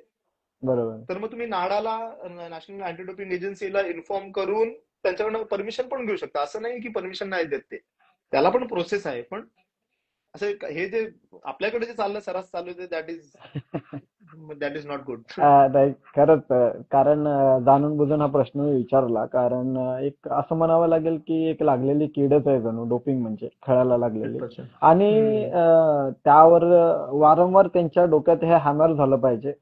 जेव्हा पण आम्ही कोचेसचे इंटरव्ह्यू घेऊ त्यांना सगळ्यांना हा प्रश्न जाणून बुजून विचारू कारण काय आहे, जेव्हा गोष्टी हॅमर होतील ना तेव्हा कुठेतरी जाऊन त्या कमी होतील आणि खेळात डिसिप्लिन फार महत्वाची आहे. तुम्ही डोपिंग करून स्टेरॉइड्स घेऊन खेळताय तर मला तर वाटतं तुम्ही खेळाडू नाही आहेत. तुम्ही खेळाडू म्हणण्याच्या त्या असं बोलायला नाही पाहिजे पण त्या लायकीचे नसणार तुम्ही जर डोपिंग करून खेळताय तर एक्झॅक्टली आणि हा तुम्ही तुमचा पण अपमान करून घेताय आणि खेळाचा पण अपमान करताय त्याच्याबरोबर. तर 100%. एकूणच एकच मेसेज असेल मागच्या महेश सरांच्या ह्याच्यात पण मी म्हटलं होतं की कुठेतरी ही गोष्ट बंद झाली पाहिजे आणि एक आपण बोलतो ना एक निथळ खेळ असेल म्हणजे क्लिअर खेळ आला पाहिजे खेळाडूतून बाहेर. तर वळूया इंटरव्ह्यू मध्ये थोडं पुढे. तर दादा मिडलाईन अकॅडमी तू म्हटलं जसं रायगड जिल्ह्यामध्ये खेळले तर रायगड जिल्हा तुम्ही आय थिंक फायनली जिंकले तिथे. त्यानंतर स्टेट लेवल खेळायचा विचार कसा काय आला मनामध्ये की आपण आपली टीम राज्यस्तरीय कबड्डी स्पर्धेमध्ये देखील रिप्रेझेंट केली पाहिजे आणि तिथे तर यश आम्ही बघितलंच नुसत्या फायनल फायनल फायनल. तर ते कसं काय? ऍक्च्युली तुला खरं सांगतो म्हणजे त्याच्या मागे पण एक स्टोरी आहे. स्टार्टिंगला जेव्हा अकॅडमी नवीन नवीन होती ना तेव्हा म्हणजे माझं आवर्जून असं होतं की आपण लोकल टुर्नामेंट जास्त नाही खेळायचे, आपण स्टेट लेवलच्या टुर्नामेंट जास्त खेळायचे कारण की त्याच्यातून प्लेअर दिसण्यात येणार आणि मग मुलांची बरोबर. वरती कामं होतील. दॅट वॉज माय थॉट की हे असं असायला पाहिजे. पण मी तेव्हा म्हणजे जेव्हा नवीन नवीन टीम होती ना मी एवढ्या टुर्नामेंटच्या ऑर्गनायझर्सला फोन केलेले आहेत ना की म्हणजे त्यांच्या मी फार हातापाय पडायचो की सर आम्हाला भाग द्या म्हणून, सर प्लीज भाग द्या म्हणून. ते हुडकवायचे, नाही नाही आमच्या टीम फिक्स आहेत, आमच्या टीम ऑलरेडी झालेल्या आहेत, नाही मिळणार भाग किंवा काय. बट हा. अभ्यास ना कारण की आम्ही काही करून पण दाखवलं नव्हतं ना. असं नाही ना की बाबा तर आम्ही खूप चांगले खेळतोय आणि भाग देत नाही तर मग ते चुकीचं आहे. पण आम्ही पण काही कुठे झेंडे काढले नव्हते ना, पण आम्हाला अपॉर्च्युनिटी मिळत हा आहे ते आहे म्हणजे त्यांचं पण बरोबर. बरोबरच होतं की कारण की त्यांना जर टुर्नामेंट चांगली करावायची आहे तर करायची चांगल्या असेल. टीम्स पण पाहिजेत. पण त्यांना बरोबर. माहितीच नाही ना आपल्या टीमचा पास्ट रेकॉर्डच काही नव्हता. तर तुला सांगतो नीतू मोरे आहे ना आपला, हा. त्यांनी आम्हाला कुठेतरी खेळताना बघितलेलं, मला माहित नाही कुठे, तर त्यांनी कुठेतरी खेळताना बघितलेलं. तर तेव्हा इकडे आमदार चषक होता पनवेलला. तर तेव्हा देवा कदम आणि वैभव कदम दोघांनी ती टुर्नामेंट ठेवलेली माहिती ना, आमदार चषक होता. हा हा हा. तर तेव्हा त्यांनी सांगितलं नीतूदादांनी, अरे ह्या पोरांना तू बोलव, ही टीम चांगली, ही पोरं चांगली खेळतात आणि तसं बारीक बारीक एकच जीवाची होती, पण ही पोरं चांगली खेळतात, तू ह्यांना बोलव म्हणे, ह्यांची टीम चांगली आहे म्हणून. तेव्हा मग नीतूने मला कॉल केला, अरे असं असं आहे तुमची टीम जाईल का? म्हटलं अरे दादा तू सांग, म्हटलं आम्ही कधी पण यायला तयार आहेत म्हटलं. तर मग तेव्हा ती फर्स्ट अपॉर्च्युनिटी आपल्याला मिळाली, हा. फर्स्ट टाइम स्टेट लेवल खेळायची. आणि पहिली मॅच झाली आणि दुसऱ्या मॅचच्या वेळेला मला जायचं होतं इंडिया कॅम्पला, त्यामुळे मी हाफ टुर्नामेंट सोडूनच गेलेलो. ती फर्स्ट टुर्नामेंट आपण तिथे मग आपण जिंकलेलो, म्हणजे ती फर्स्ट टुर्नामेंट आपली स्टेट लेवल आणि तेव्हा पण फर्स्ट टुर्नामेंटलाच आपण प्राइज मारलेला. मग तिथून मग सुरुवात झाली. मग त्याच्यानंतर मग कोणाला फोन करायची गरज नाही लागली की आम्हाला भाग द्या म्हणून. त्याच्यानंतर आता कुठेही टुर्नामेंट असेल तर स्वतःहून अं, ऑर्गनायझर फोन करतात आणि टीम घेऊन येतात. त्याच्यानंतर मग म्हटलं चल आपली ह्याची क्लबची टीम आहे, व्यावसायिकची पण टीम बनवूयात आपण, अजून मुलांना प्लॅटफॉर्म मिळेल. मग त्याच्यासाठी टीम बनवल्या. त्यामुळे ह्याच्यामध्ये काय फायनान्शियल फायदा काहीच नाही अकॅडमीचा नाही नाही. किंवा काय. प्युअर इंटेन्शन हेच असतात की प्लेअर त्याच्यातनं प्लॅटफॉर्म मिळायला पाहिजे आणि ते खेळायला पाहिजे. त्या खरंच. इंटेन्शननीच आपण घेऊन, म्हणजे आपण प्राइज मनी आलं तरी आपण ते मुलांमध्येच हे करून टाकतो, म्हणजे असं काय त्याच्यामध्ये अकॅडमीला ठेवून असं काहीच नाही. सो कारण की बाबा कोणाला लागली मदत किंवा काय, मग त्याच्यातनं आपण ते करतो. सो बरोबर. तशा या दोन टीम तयार झाल्या आणि दोन्ही टीम चांगल्या खेळतात, म्हणजे व्यावसायिकची पण टीम आपली चांगलीच खेळते आणि क्लबची पण टीम चांगलीच खेळते. सो मुलांची मेहनत आहे आणि त्याच्यामध्ये असं काय हे नाही एक्झॅक्टली की बरोबर आहे. मुलांची मेहनत आहे. त्यांचं कॉम्बिनेशन आहे, म्हणजे वैभव झाला, धीरज आहे, सुग्रीव आहे, सौरभ आहे, मुबीन खेळला आमचा, म्हणजे मुबीन आहे आपल्या टीमचा भाग. त्याच्यानंतर प्रतीक बैलमारे आहे, म्हणजे हे जे कॉम्बिनेशन. त्याच्यानंतर निलेश आला, निलेश खेळला. आता नवीन बॅच सुरू झाली, ती पण चांगली खेळायला. सो ते एक म्हणतात ना, एक घेऊन चाललेत एकमेकांना. सो मजा येते, म्हणजे ते त्यांच्यावर काम करायला पण मजा येते आणि ते खेळतातही जोरात. खरंच दादा जसं तू सांगितलं ती स्टेट लेवल जी आहे ती मी समोरासमोर पाहिले होतं. फायनलला देखील मी तिथे होतो. आय थिंक दसपट्टी क्रीडा मंडळ बरोबर फायनल होती. 10 पट्टी बरोबर. आणि तो जो शेवटच्या रेडमध्ये गेलेली मॅच. अगदी ते एक हाय व्होल्टेज मॅच झाली होती. मी स्वतः समोरून पाहिली होती ती मॅच आणि खरंच तिथून एक स्टेट लेवल मध्ये नाव भेटलं मिडलाईन अकॅडमीला आणि तिथपासून आम्ही प्रगती पाहतोय. तो मिडलाईन अकॅडमीचा जो ग्राफ आहे तो एकदम असाच आहे आणि तो असाच राहो ही ईश्वरचरणी प्रार्थना करतो. तर वळूया इंटरव्ह्यू मध्ये थोडंसं पुढं. तर एकूणच एक छान गप्पा झाल्या आपल्या. तर एक प्रश्न अजून विचारेन की एखादा प्लेयर आहे जर तो कबड्डी खेळतोय तर त्यांनी अ, मेहनत कशी घेतली पाहिजे किंवा आपल्या दिवसभराचा शेड्यूल त्यांनी कशा प्रकारे फिक्स केलं पाहिजे आणि त्यांनी त्याच्यामध्ये काय काय वर्कआउट केले पाहिजेत, काय काय मेहनत घेतली पाहिजे? सो बेसिकली कसं आहे ना, तुम्ही एक इयरचं कॅलेंडर आखा. पहिली गोष्ट म्हणजे जेव्हा तुम्ही कबड्डी स्टार्ट करताय किंवा तुम्ही एका लेवलला खेळलेले आहात किंवा कसे तुम्ही जिथे आहात, तुम्ही एका इयरचं कॅलेंडर करा. तुमचा सीझन कधी असतो? तुमचा नोव्हेंबर मध्ये सीझन चालू होतो, ऑलमोस्ट तुमच्या मार्च एप्रिल पर्यंत टुर्नामेंट चालतात. सो एप्रिल, मे, जून, जुलै, ऑगस्ट, सप्टेंबर, ऑक्टोबर हे जे 7 महिने तुमच्याकडे, हा तुमचा नॉर्मली ऑफ सीझन चालतो सगळीकडे. म्हणजे हम्म, यावेळी टुर्नामेंट मोस्टली नसतात कुठेही. हम्म, सो ह्या सीझन मध्ये पहिली गोष्ट, जर तुम्ही इन सीझन काही इंजुरी जर घेऊन आला असाल तर तुम्हाला त्या पहिल्या 1.5-2 महिन्यामध्ये रिकव्हर करायच्या आहे. रिकव्हरी बरोबर. फेज चालतो म्हणजे तुमचा इंजुरीजचा. इंजुरी नसेल, वेल अँड गुड, तुम्ही रुटीन मध्ये जे तुमचं चालू आहे त्याच्यावर चालू ठेवता. सो पहिला तुमचा आला रिकव्हरी फेज 2 महिने. त्या 2 महिन्यात तुम्हाला स्वतःला रिकव्हर करायचे आणि थोडी इंटेन्सिटी, मॉडरेट इंटेन्सिटी ठेवून तुमचे वर्कआउट चालू करायला पाहिजे. त्याच्यानंतर जसं जसं तुमचा जून येतो त्याच्यावर तुम्ही जास्तीत जास्त स्किल इम्प्रुव्हमेंटवर काम करायचं. जून, जुलै, ऑगस्ट ह्याच्यामध्ये तुम्ही नवीन स्किल शिकू शकता. किंवा कारण की तुम्हाला एखादं स्किल तुमच्यामध्ये आणायचं असेल तर तुम्हाला टाइम लागतो त्यासाठी. असं नाही की तुम्ही आज केलं आणि लगेच तुम्हाला दुसरं ते स्किल आलं, असं नाही. तुम्हाला 3-4 महिने, 5-6 महिने त्याच्यावर मेहनत करावी लागते. त्याच्यानंतर ते स्किल तुमच्या बॉडीमध्ये मुवमेंट्स येणार. मग त्या मुवमेंट्स आल्यानंतर तुम्ही मग तुमचे ज्या मुवमेंट्स तुम्ही शिकलात त्या तुम्ही अप्लाय करायला शिका तुमच्या खेळामध्ये. त्याच्यानंतर मग तुमचा जेव्हा सीझन चालू आहे, तुम्हाला फिजिकली, मेंटली आणि स्किलफुली तुम्ही एकदम फिट असता, मग तुम्ही खेळू शकता. डेली शेड्यूल बघायला गेलं तर तुमचं डेली शेड्यूल जसं आम्ही चालवतो त्याच्यानुसार, तर तुम्ही सकाळी सकाळी उठा लवकर. तुमचं काय थोडंफार वॉर्म वॉटर किंवा जे लिंबू पाणी असेल किंवा बेसिक गोष्ट मध, हळद म्हणजे ते प्या. तुमचा वर्क खायचं जर पॉसिबल असेल तर थोडंफार वर्कआउटच्या आधी बनाना किंवा थोडंफार खाऊन जा. मग त्याच्यानंतर तुमचं फिटनेस. त्याच्यानंतर फिटनेसमध्ये पण तुमचं कसं ना, रुटीन असायला पाहिजे.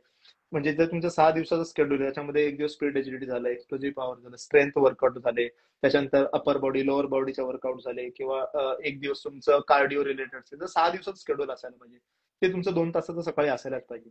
त्याच्यानंतर तुम्ही एखाद म्हणजे थोडंफार ब्रेकफास्ट किंवा रिकव्हरी मील खा.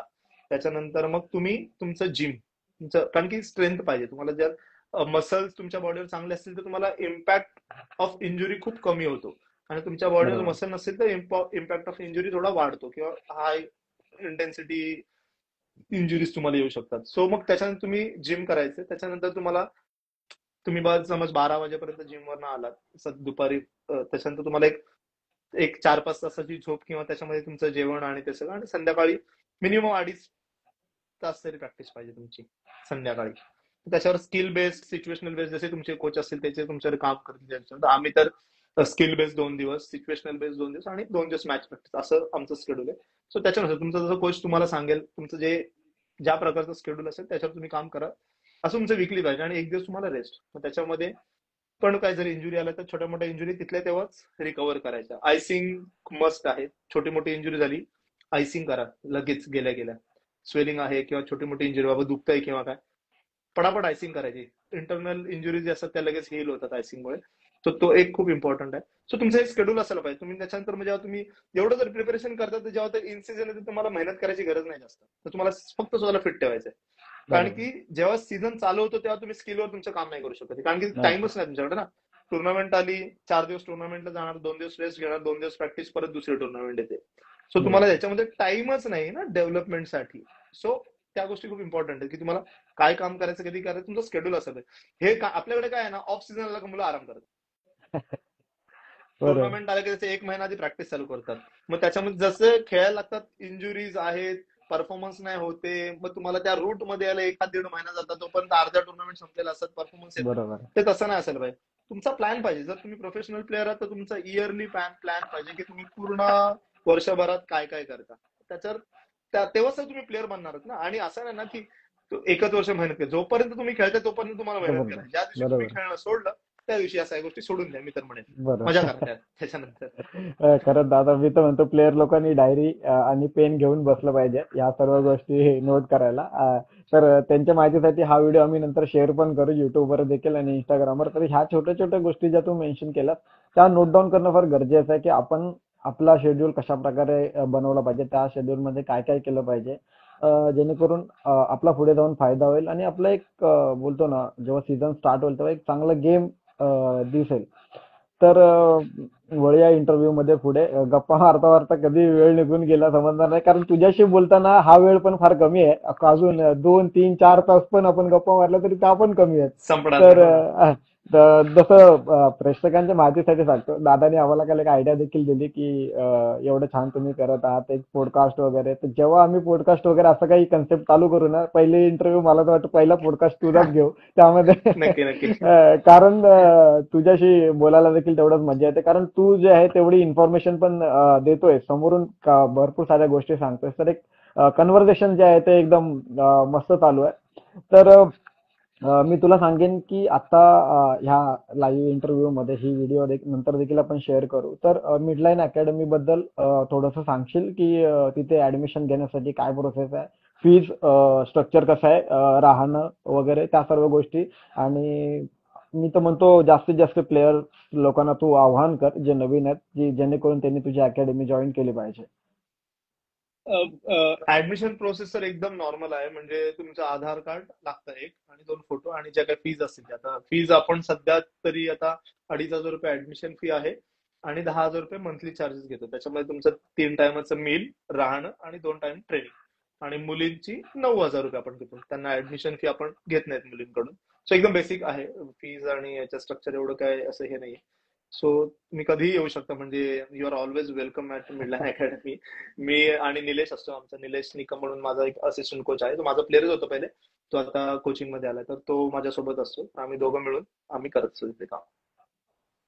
हो. आणि हॉस्टेलचा वगैरे फॅसिलिटीज ज्या पण आहेत त्याबद्दल देखील कसं म्हणजे एक प्रश्न असतात ना खेळाडूंच्या मनामध्ये. तर ते थोडेसे प्रश्न मी उलगडण्याचा प्रयत्न करतोय की जेणेकरून हॉस्टेल फॅसिलिटीज नॉर्मल एक आपण बिल्डिंगच आहे, त्याच्यामध्ये फ्लॅट्स घेतलेले आहेत आपण. एक 15 एक फ्लॅट्स आहेत. सो त्याच्यामध्ये आपण शेअरिंग बेसिसवर मुलांना आपण तिथे ठेवतो. सो आल्यानंतर तुमचं बिल्डिंग आणि ते सगळं आम्ही इकडनंच प्रोव्हाइड करतो. फक्त येताना काय तुम्ही तुमचं पर्सनल बिलॉंगिंग असतात ते फक्त कॅरी आउट करायचे असतात स्वतःसोबत. बाकी काय बाकी किट्स तुमचे आणि बाकी सगळ्या गोष्टी. बाकी बर. जेवण आणि सगळं त्या गोष्टी तुम्हाला तिथे. मेस आहे, एका फ्लॅटमध्ये मेस आहे, आणि त्याच्यावर सगळं चालू आहे. आमच्या सविता काकू आणि विद्या काकू जेवण बनवतात मस्त. माझं पण जेवण तिथेच असतं. आम्ही जेवायलाही तिथेच जातो. म्हणजे असं एकदम घरगुती वातावरण असतं. म्हणजे अकॅडमीमध्ये आम्ही ठीक आहे प्रोफेशनली काम करतो, पण आमचा फर्स्ट मोटो हाच असतो की तिथे एक फॅमिलियर वातावरण थोडं निर्माण व्हायला पाहिजे. कारण की बरोबर. मुलं खूप लांबून येतात. म्हणजे ऑल ओव्हर इंडियातून मुलं येतात तिथे प्रॅक्टिससाठी. सो कोणी साऊथचा आहे, कोणी नॉर्थचा आहे, कोणी कुठल्या डिस्ट्रिक्ट मधला आहे, कोणी. तो तो त्या 100 लोकांना, 100-150 मुलांना जे काय असेल त्यांना बांधून ठेवणं खूप इम्पॉर्टंट आहे. कारण की तुम्ही जेव्हा वेगवेगळ्या डिस्ट्रिक्ट मधून किंवा वेगवेगळ््या भागातून येतात, तुमची बोलायची पद्धत, तुमची राहण्याची पद्धत खूप वेगळी असते. सो त्याच्यात मॅच करून यांना एकत्र ठेवणं म्हणजे थोडं कधी कधी डिफिकल्ट पण होतं. नाही असं नाही, म्हणजे आहे ते आहे. पण तुम्हाला सांग, म्हणजे कबड्डीने मी म्हणतो ना, या कबड्डीने मला म्हणतात ना, ह्या वयातच असं वाटतं की मी दररोज मी 100 मुलांचा बाप आहे. जे 100 मुलं आहे राहतात त्यांचा, मी त्यांचा बाप आहे. आणि मी त्यांना सगळे, मी त्यांचं म्हणतात ना सगळं हागणं मुजण्यापासून बघायला लागतं. म्हणजे त्यांना आजारी पडले दवाखान्यात घेऊन जा, दादा हे दुखतंय, दादा ते दुखतंय. म्हणजे कुठली, म्हणजे त्यांच्या पर्सनल गोष्टी त्या गोष्टी शेअर करतात. म्हणजे एक बापवाली फिलिंग येते. म्हणजे पर्सनल मधली पर्सनल गोष्ट पण येऊन मुलं शेअर करतात. दादा आपसे बात करता है, ऐसा ऐसे मैं क्या करू. सो कधी कधी ते म्हणतात ना, म्हणजे देवानी पण मला, मी म्हणतात ना एक स्वतःला ब्लेस्ड मानेन की देवानी मला एवढ्या मुलांचा एकाच वेळी बाप, म्हणजे म्हणतात ना एक बापाची वाली फिलिंग वाटते मला की अरे एवढ्या मुलांना खरं. सांभाळायचंय. कोणाच्या आणि म्हणजे सगळ्यात छोट्या छोट्या मुली आहेत किंवा मुलं आहेत सगळ्या, म्हणजे त्यांना एक एक गोष्ट त्यांची बघणं. आणि मग ते एक म्हणतात ना, मी स्वतःला खूप ब्लेस समजतो खरंच की खरंच. एवढ्या लोकांसोबत राहायला मिळते, एवढी मोठी फॅमिली आहे माझी घरची पण फॅमिली पण, ही पण मी माझ्या फॅमिलीपेक्षा पण जवळ मी कन्सिडर करतो या सगळ्यांना, कारण की 24 तास मी त्यांच्यासोबतच असतो. सो बरोबर. तो एक माहोल आहे आणि ती एक फॅमिली जी तयार झाली, ते बॉन्ड जे तयार झालेत ना, ते म्हणजे ते एक म्हणतात ना, एक त्या गोष्टी बोलायला पण माझ्याकडे शब्द नाहीत. म्हणजे त्याच्यामध्ये पण कसं असतं ना, आता काही मुलांचं कसं असतं की दादांना हा फेवरेट आहे की दादा, असं काही नसतं. आता घरात जर 5 मुलं असतील तर सगळी आपल्या बापासाठी सारखीच असतात. बरोबर आहे. कोणी आवडता कोणी नावडता कधी कोणी नसतो. पण त्याच्यातला खरंच. एखादा असतो बाबा, एखादा वीक असेल किंवा एखादा थोडासा त्याला बूस्ट करणं किंवा त्याला जवळ घेऊन त्याला समजावून सांगणं, ह्या गोष्टी त्या गोष्टी आम्हाला कराव्या लागतात. बरोबर नाहीतर आहे. काय होईल ना, तो मुलगा, कारण की 100 मुलं आहेत ना, तो 100 मुलांच्यात कधी डिमोटिवेट होईल ते कळणार पण नाही. बरोबर आहे. सो इकडे आल्यानंतर ठीक आहे, तू कबड्डी शिक नको शिकू, दॅट इज अनदर पार्ट, पण इथे आल्यावर तू डिमोटिवेट होऊन तरी नाही जायला पाहिजे ऍटलीस्ट. बरोबर आहे. शिकवणार तर आहे, म्हणजे त्याच्यामध्ये काही तडजोडच नाही. म्हणजे इथे येणाऱ्या प्रत्येक मुलाला तेवढीच मेहनत करावी लागते आणि करून घेतो आम्ही. त्याच्यामध्ये काही एक्सक्युजच नाहीयेत. पण हा. कधी कधी होतं मग 19-20 किंवा काय मग ते, पण ते आता काय, आता कोणाचा हे पण आपण करू शकत नाही. पण खूप सारी मुलं चांगला रिझल्ट दिलाय, चांगल्या लेवलला खेळतायत, अकॅडमीचं नाव खरं. मोठं करतात, पण मजा येते काम करायला, मजा येते. आणि म्हणतात ना, पांडुरंगामुळे म्हणतात सगळं चांगलं चाललं, म्हणजे खरंच. छान मजा दादा, येते काम करायला. जसं तू सांगितलंस, मी देखील ह्या लाईव्ह इंटरव्ह्यूद्वारे जे कोणी प्लेयर्स बघत असतील, तर त्यांना देखील आवाहन करू इच्छितो की तुम्ही मिडलाईन अकॅडमी जॉईन करा. आम्ही पाहिलेत तिथून प्लेयर घडताना. मी मी मी तिथला काही हे नसून पण मी एक शुअरिटी देऊ शकतो की जे 6 महिने किंवा 3 महिने जिथे तुम्ही जेवढा वेळ असाल, त्यानंतर तुम्ही जेव्हा बाहेर याल ना, त्यामध्ये तुम्हाला जो तुमच्यामध्ये चेंजेस दिसेल ना, तो नक्कीच तुमच्यासाठी फायद्याचा ठरेल. आणि तो 100% मी सुद्धा शुअरिटी देऊ शकतो त्या गोष्टीची. 100% तो चेंज तुम्हाला तुमच्यामध्ये दिसेल. दादाचं काम आम्ही पाहतच असतो. बरेच खेळाडू त्यांनी स्टेट, नॅशनल लेवल पर्यंत पोहोचवले. तर नक्कीच ही अकॅडमी तुम्ही जॉईन करा. 100% शुअरिटी आहे की तुमच्यामध्ये थोडा तरी बदल तुम्हाला पाहायला मिळेल.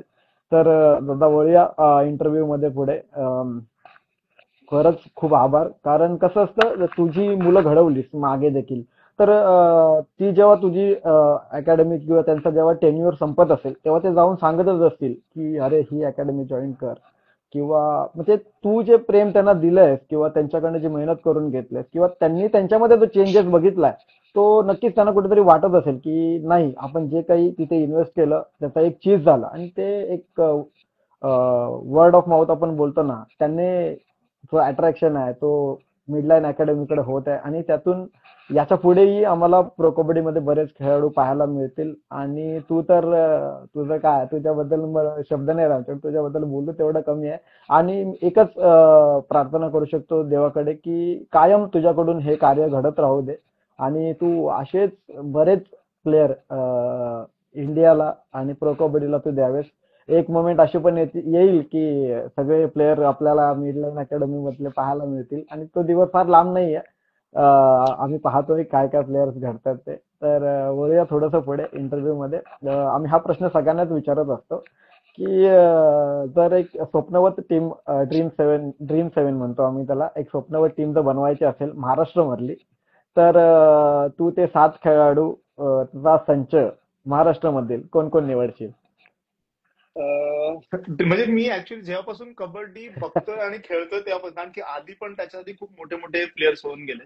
पण मी जेव्हापासून बघतोय की मी ज्यांना बघितलेत किंवा जे माझ्याबरोबर खेळलेत, जेव्हापासून मी कबड्डी फॉलो करतो तेव्हापासून, जर मी जर टीम म्हणजे मी टॉप 7 काढायचं आले तर लेफ्ट कॉर्नरला बट ऑफेस गिरीश शरनाथ, म्हणजे त्याच्यासारखा लेफ्ट कॉर्नर होणे नाही. म्हणजे मी बरोबर. कितीही कोणी मला विचारलं ना, तर कोणाला मी तो सांगेल की म्हणजे महाराष्ट्रातच सोड, भारतात पण त्याच्यासारखा लेफ्ट कॉर्नर होण्याचं एकदम, म्हणजे त्याच्यासारखं आउटस्टँडिंग लेफ्ट कॉर्नर नाहीये. राईट कॉर्नरला शुभम शिंदे. राईट कव्हरला आता आता पण चांगले मुलं खेळतात, पण आधीचे पण चांगले सतीश खांबे आणि ते सगळं पण ते पण म्हणजे त्या हो हो. डिफेन्स मध्ये मी एक टाकेल त्यांना. म्हणजे सतीशला पण खूप आम्ही त्याचा फॅन राईट टाइम मध्ये, तर तो पण एक आउटस्टँडिंग प्लेअर होता. त्याच्यानंतर आता सध्या मयूर चांगला खेळतोय, हे प्लेअर आहेत. त्याच्यानंतर लेफ्ट कव्हरला आपला असा संकेत सावंत आहे, चांगला खेळतोय. म्हणजे हे दोघं झाले. रेडरला तर आकाश शिंदे, असलम इनामदार, पंकज मोहिते. आणि त्याच्यानंतर म्हणजे हे प्लेइंग 7 तर मी म्हणजे म्हणतात ना, हे महाराष्ट्राला हे जर ह्यांना खेळवतं परत महाराष्ट्राला मेडल आणून पण देऊ शकतात.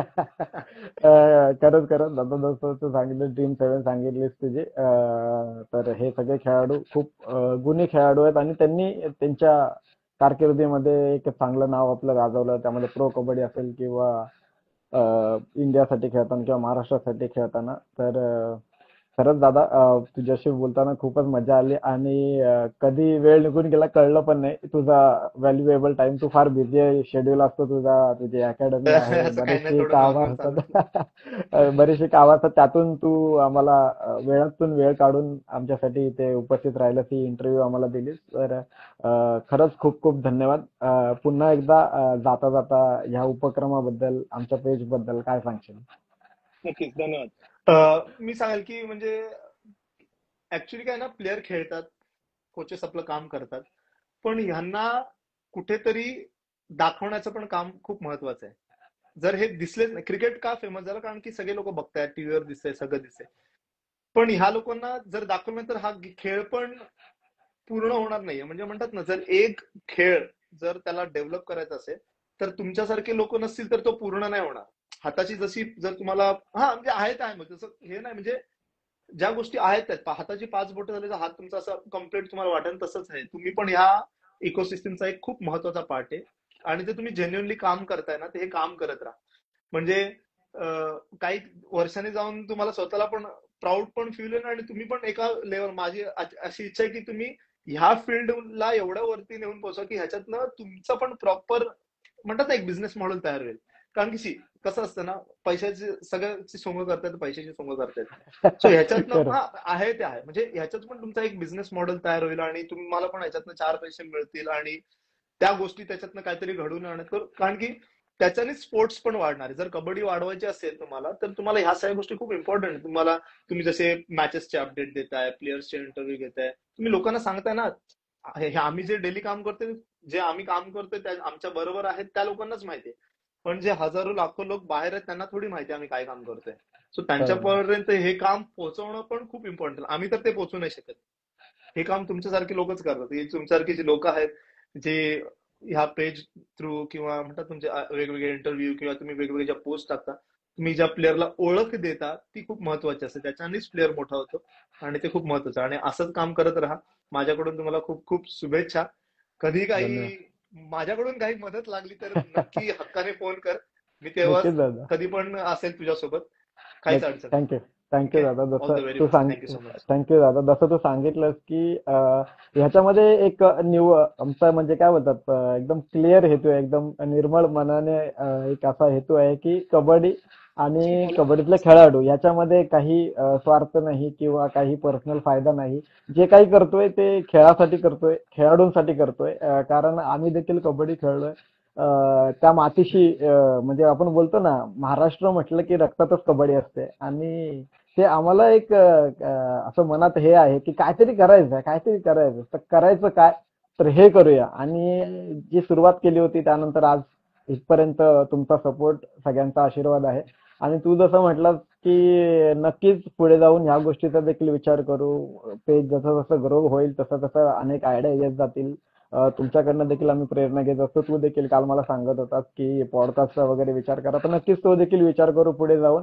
आणि एकच गोष्ट मी सांगू इच्छितो की आम्हाला बाकी बाकी सगळं आम्ही करू, फक्त एकच गरज असते आम्हाला, ती म्हणजे सपोर्ट. एक तुमचे 2 शब्द असतात ना की नाही निनाद, अमय तुम्ही चांगलं करताय, असं करत राहा, बस आम्हाला तेवढीच गरज आहे. नाही आम्हाला तुम्ही मॉनिटरी हेल्पची गरज नाही, काही बाकीची पण काही म्हणजे हेल्पची गरज नाही. मी सांगतोय, मी पण जेव्हा स्टार्टिंगला काम करत होतो ना, कोणाकडनं पैशाची अपेक्षा नव्हती, पण ते एक शाबासकीची जी थाप असते ना, अरे चल तू चांगलं करतोय, करत राहा. आता पण बाहेर जेव्हा आम्ही टुर्नामेंटला जातो ना, तेव्हा लोक बोलतात, अरे नाही तू चांगलं काम करतोय, असंच करत राहा. That is enough for next 6 months to do good work. तेवढं खरंच आहे. काफी असतं की हा तुझा, चल आपल्याला मोठे आपण करतोय म्हणजे आपण चांगलं करतोय. तर ते खूप बरोबर. इम्पॉर्टंट असतं लाईफमध्ये. तुम्हाला मोटिवेशन म्हणा किंवा एक शाबासकी देणं, ते खूप महत्वाचं असतं. जेव्हा आपल्यापेक्षा मोठे लोक आपल्याला शाबासकी देतात, ते आपल्याला बरं वाटतं की यार चल तू करतोय ना, म्हणजे ठीक आहे, आपण चालू आहेत आम्ही तुझ्यासोबत. एक नक्कीच तेवढे नाही. शब्द पण भरपूर असतात. तू म्हटलं ते खरंच आ- बरोबर आहे की म्हणजे महत्वाचं असतं खूप. आम्ही नेहमी आम्हाला मेसेजेस वगैरे येतात किंवा ओळखीतले लोक वगैरे कधी मेसेज करतात. मी त्यांना एकच रिप्लाय करतो की बस ह्याचीच आम्हाला गरज आहे. तुम्ही जो सपोर्ट करताय, तुम्ही तुमचे जो 2 शब्द आहेत तेच आमच्यासाठी खूप आहे. तुमच्या ह्या 2 शब्दांनीच आम्ही मोटिवेट होतो आणि अशीच आम्ही कामं पुढे करत राहू. तुमच्यासारखे देखील दादा या कबड्डी क्षेत्रातील मोठी मोठी लोक आहेत, त्यांचा त्यांचा देखील तेवढाच सपोर्ट आहे आम्हाला आणि असाच सपोर्ट आम्हाला कायम राहू. फ्युचरमध्ये मे बी तुझ्या थ्रू आपण काही ना काहीतरी अजून करू ह्या फील्डमध्ये, खेळाडूंसाठी आणि या खेळासाठी कायम शेवटच्या श्वासापर्यंत आपण झटत राहू या खेळासाठी.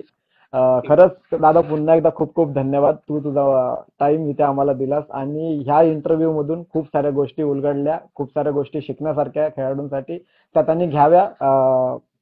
इंटरव्ह्यू संपल्यानंतर तू ही पोस्ट लाईव्ह असेल ती शेअर कर, आम्हाला कोलॅब कर त्यावर. त्यानंतर ही व्हिडिओ आम्ही युट्यूबवर देखील पोस्ट करू, तर जेणेकरून जास्तीत जास्त लोकांपर्यंत ही पोहोचली पाहिजे. तर तुझा निरोप घेत असताना पुन्हा एकदा खूप खूप धन्यवाद.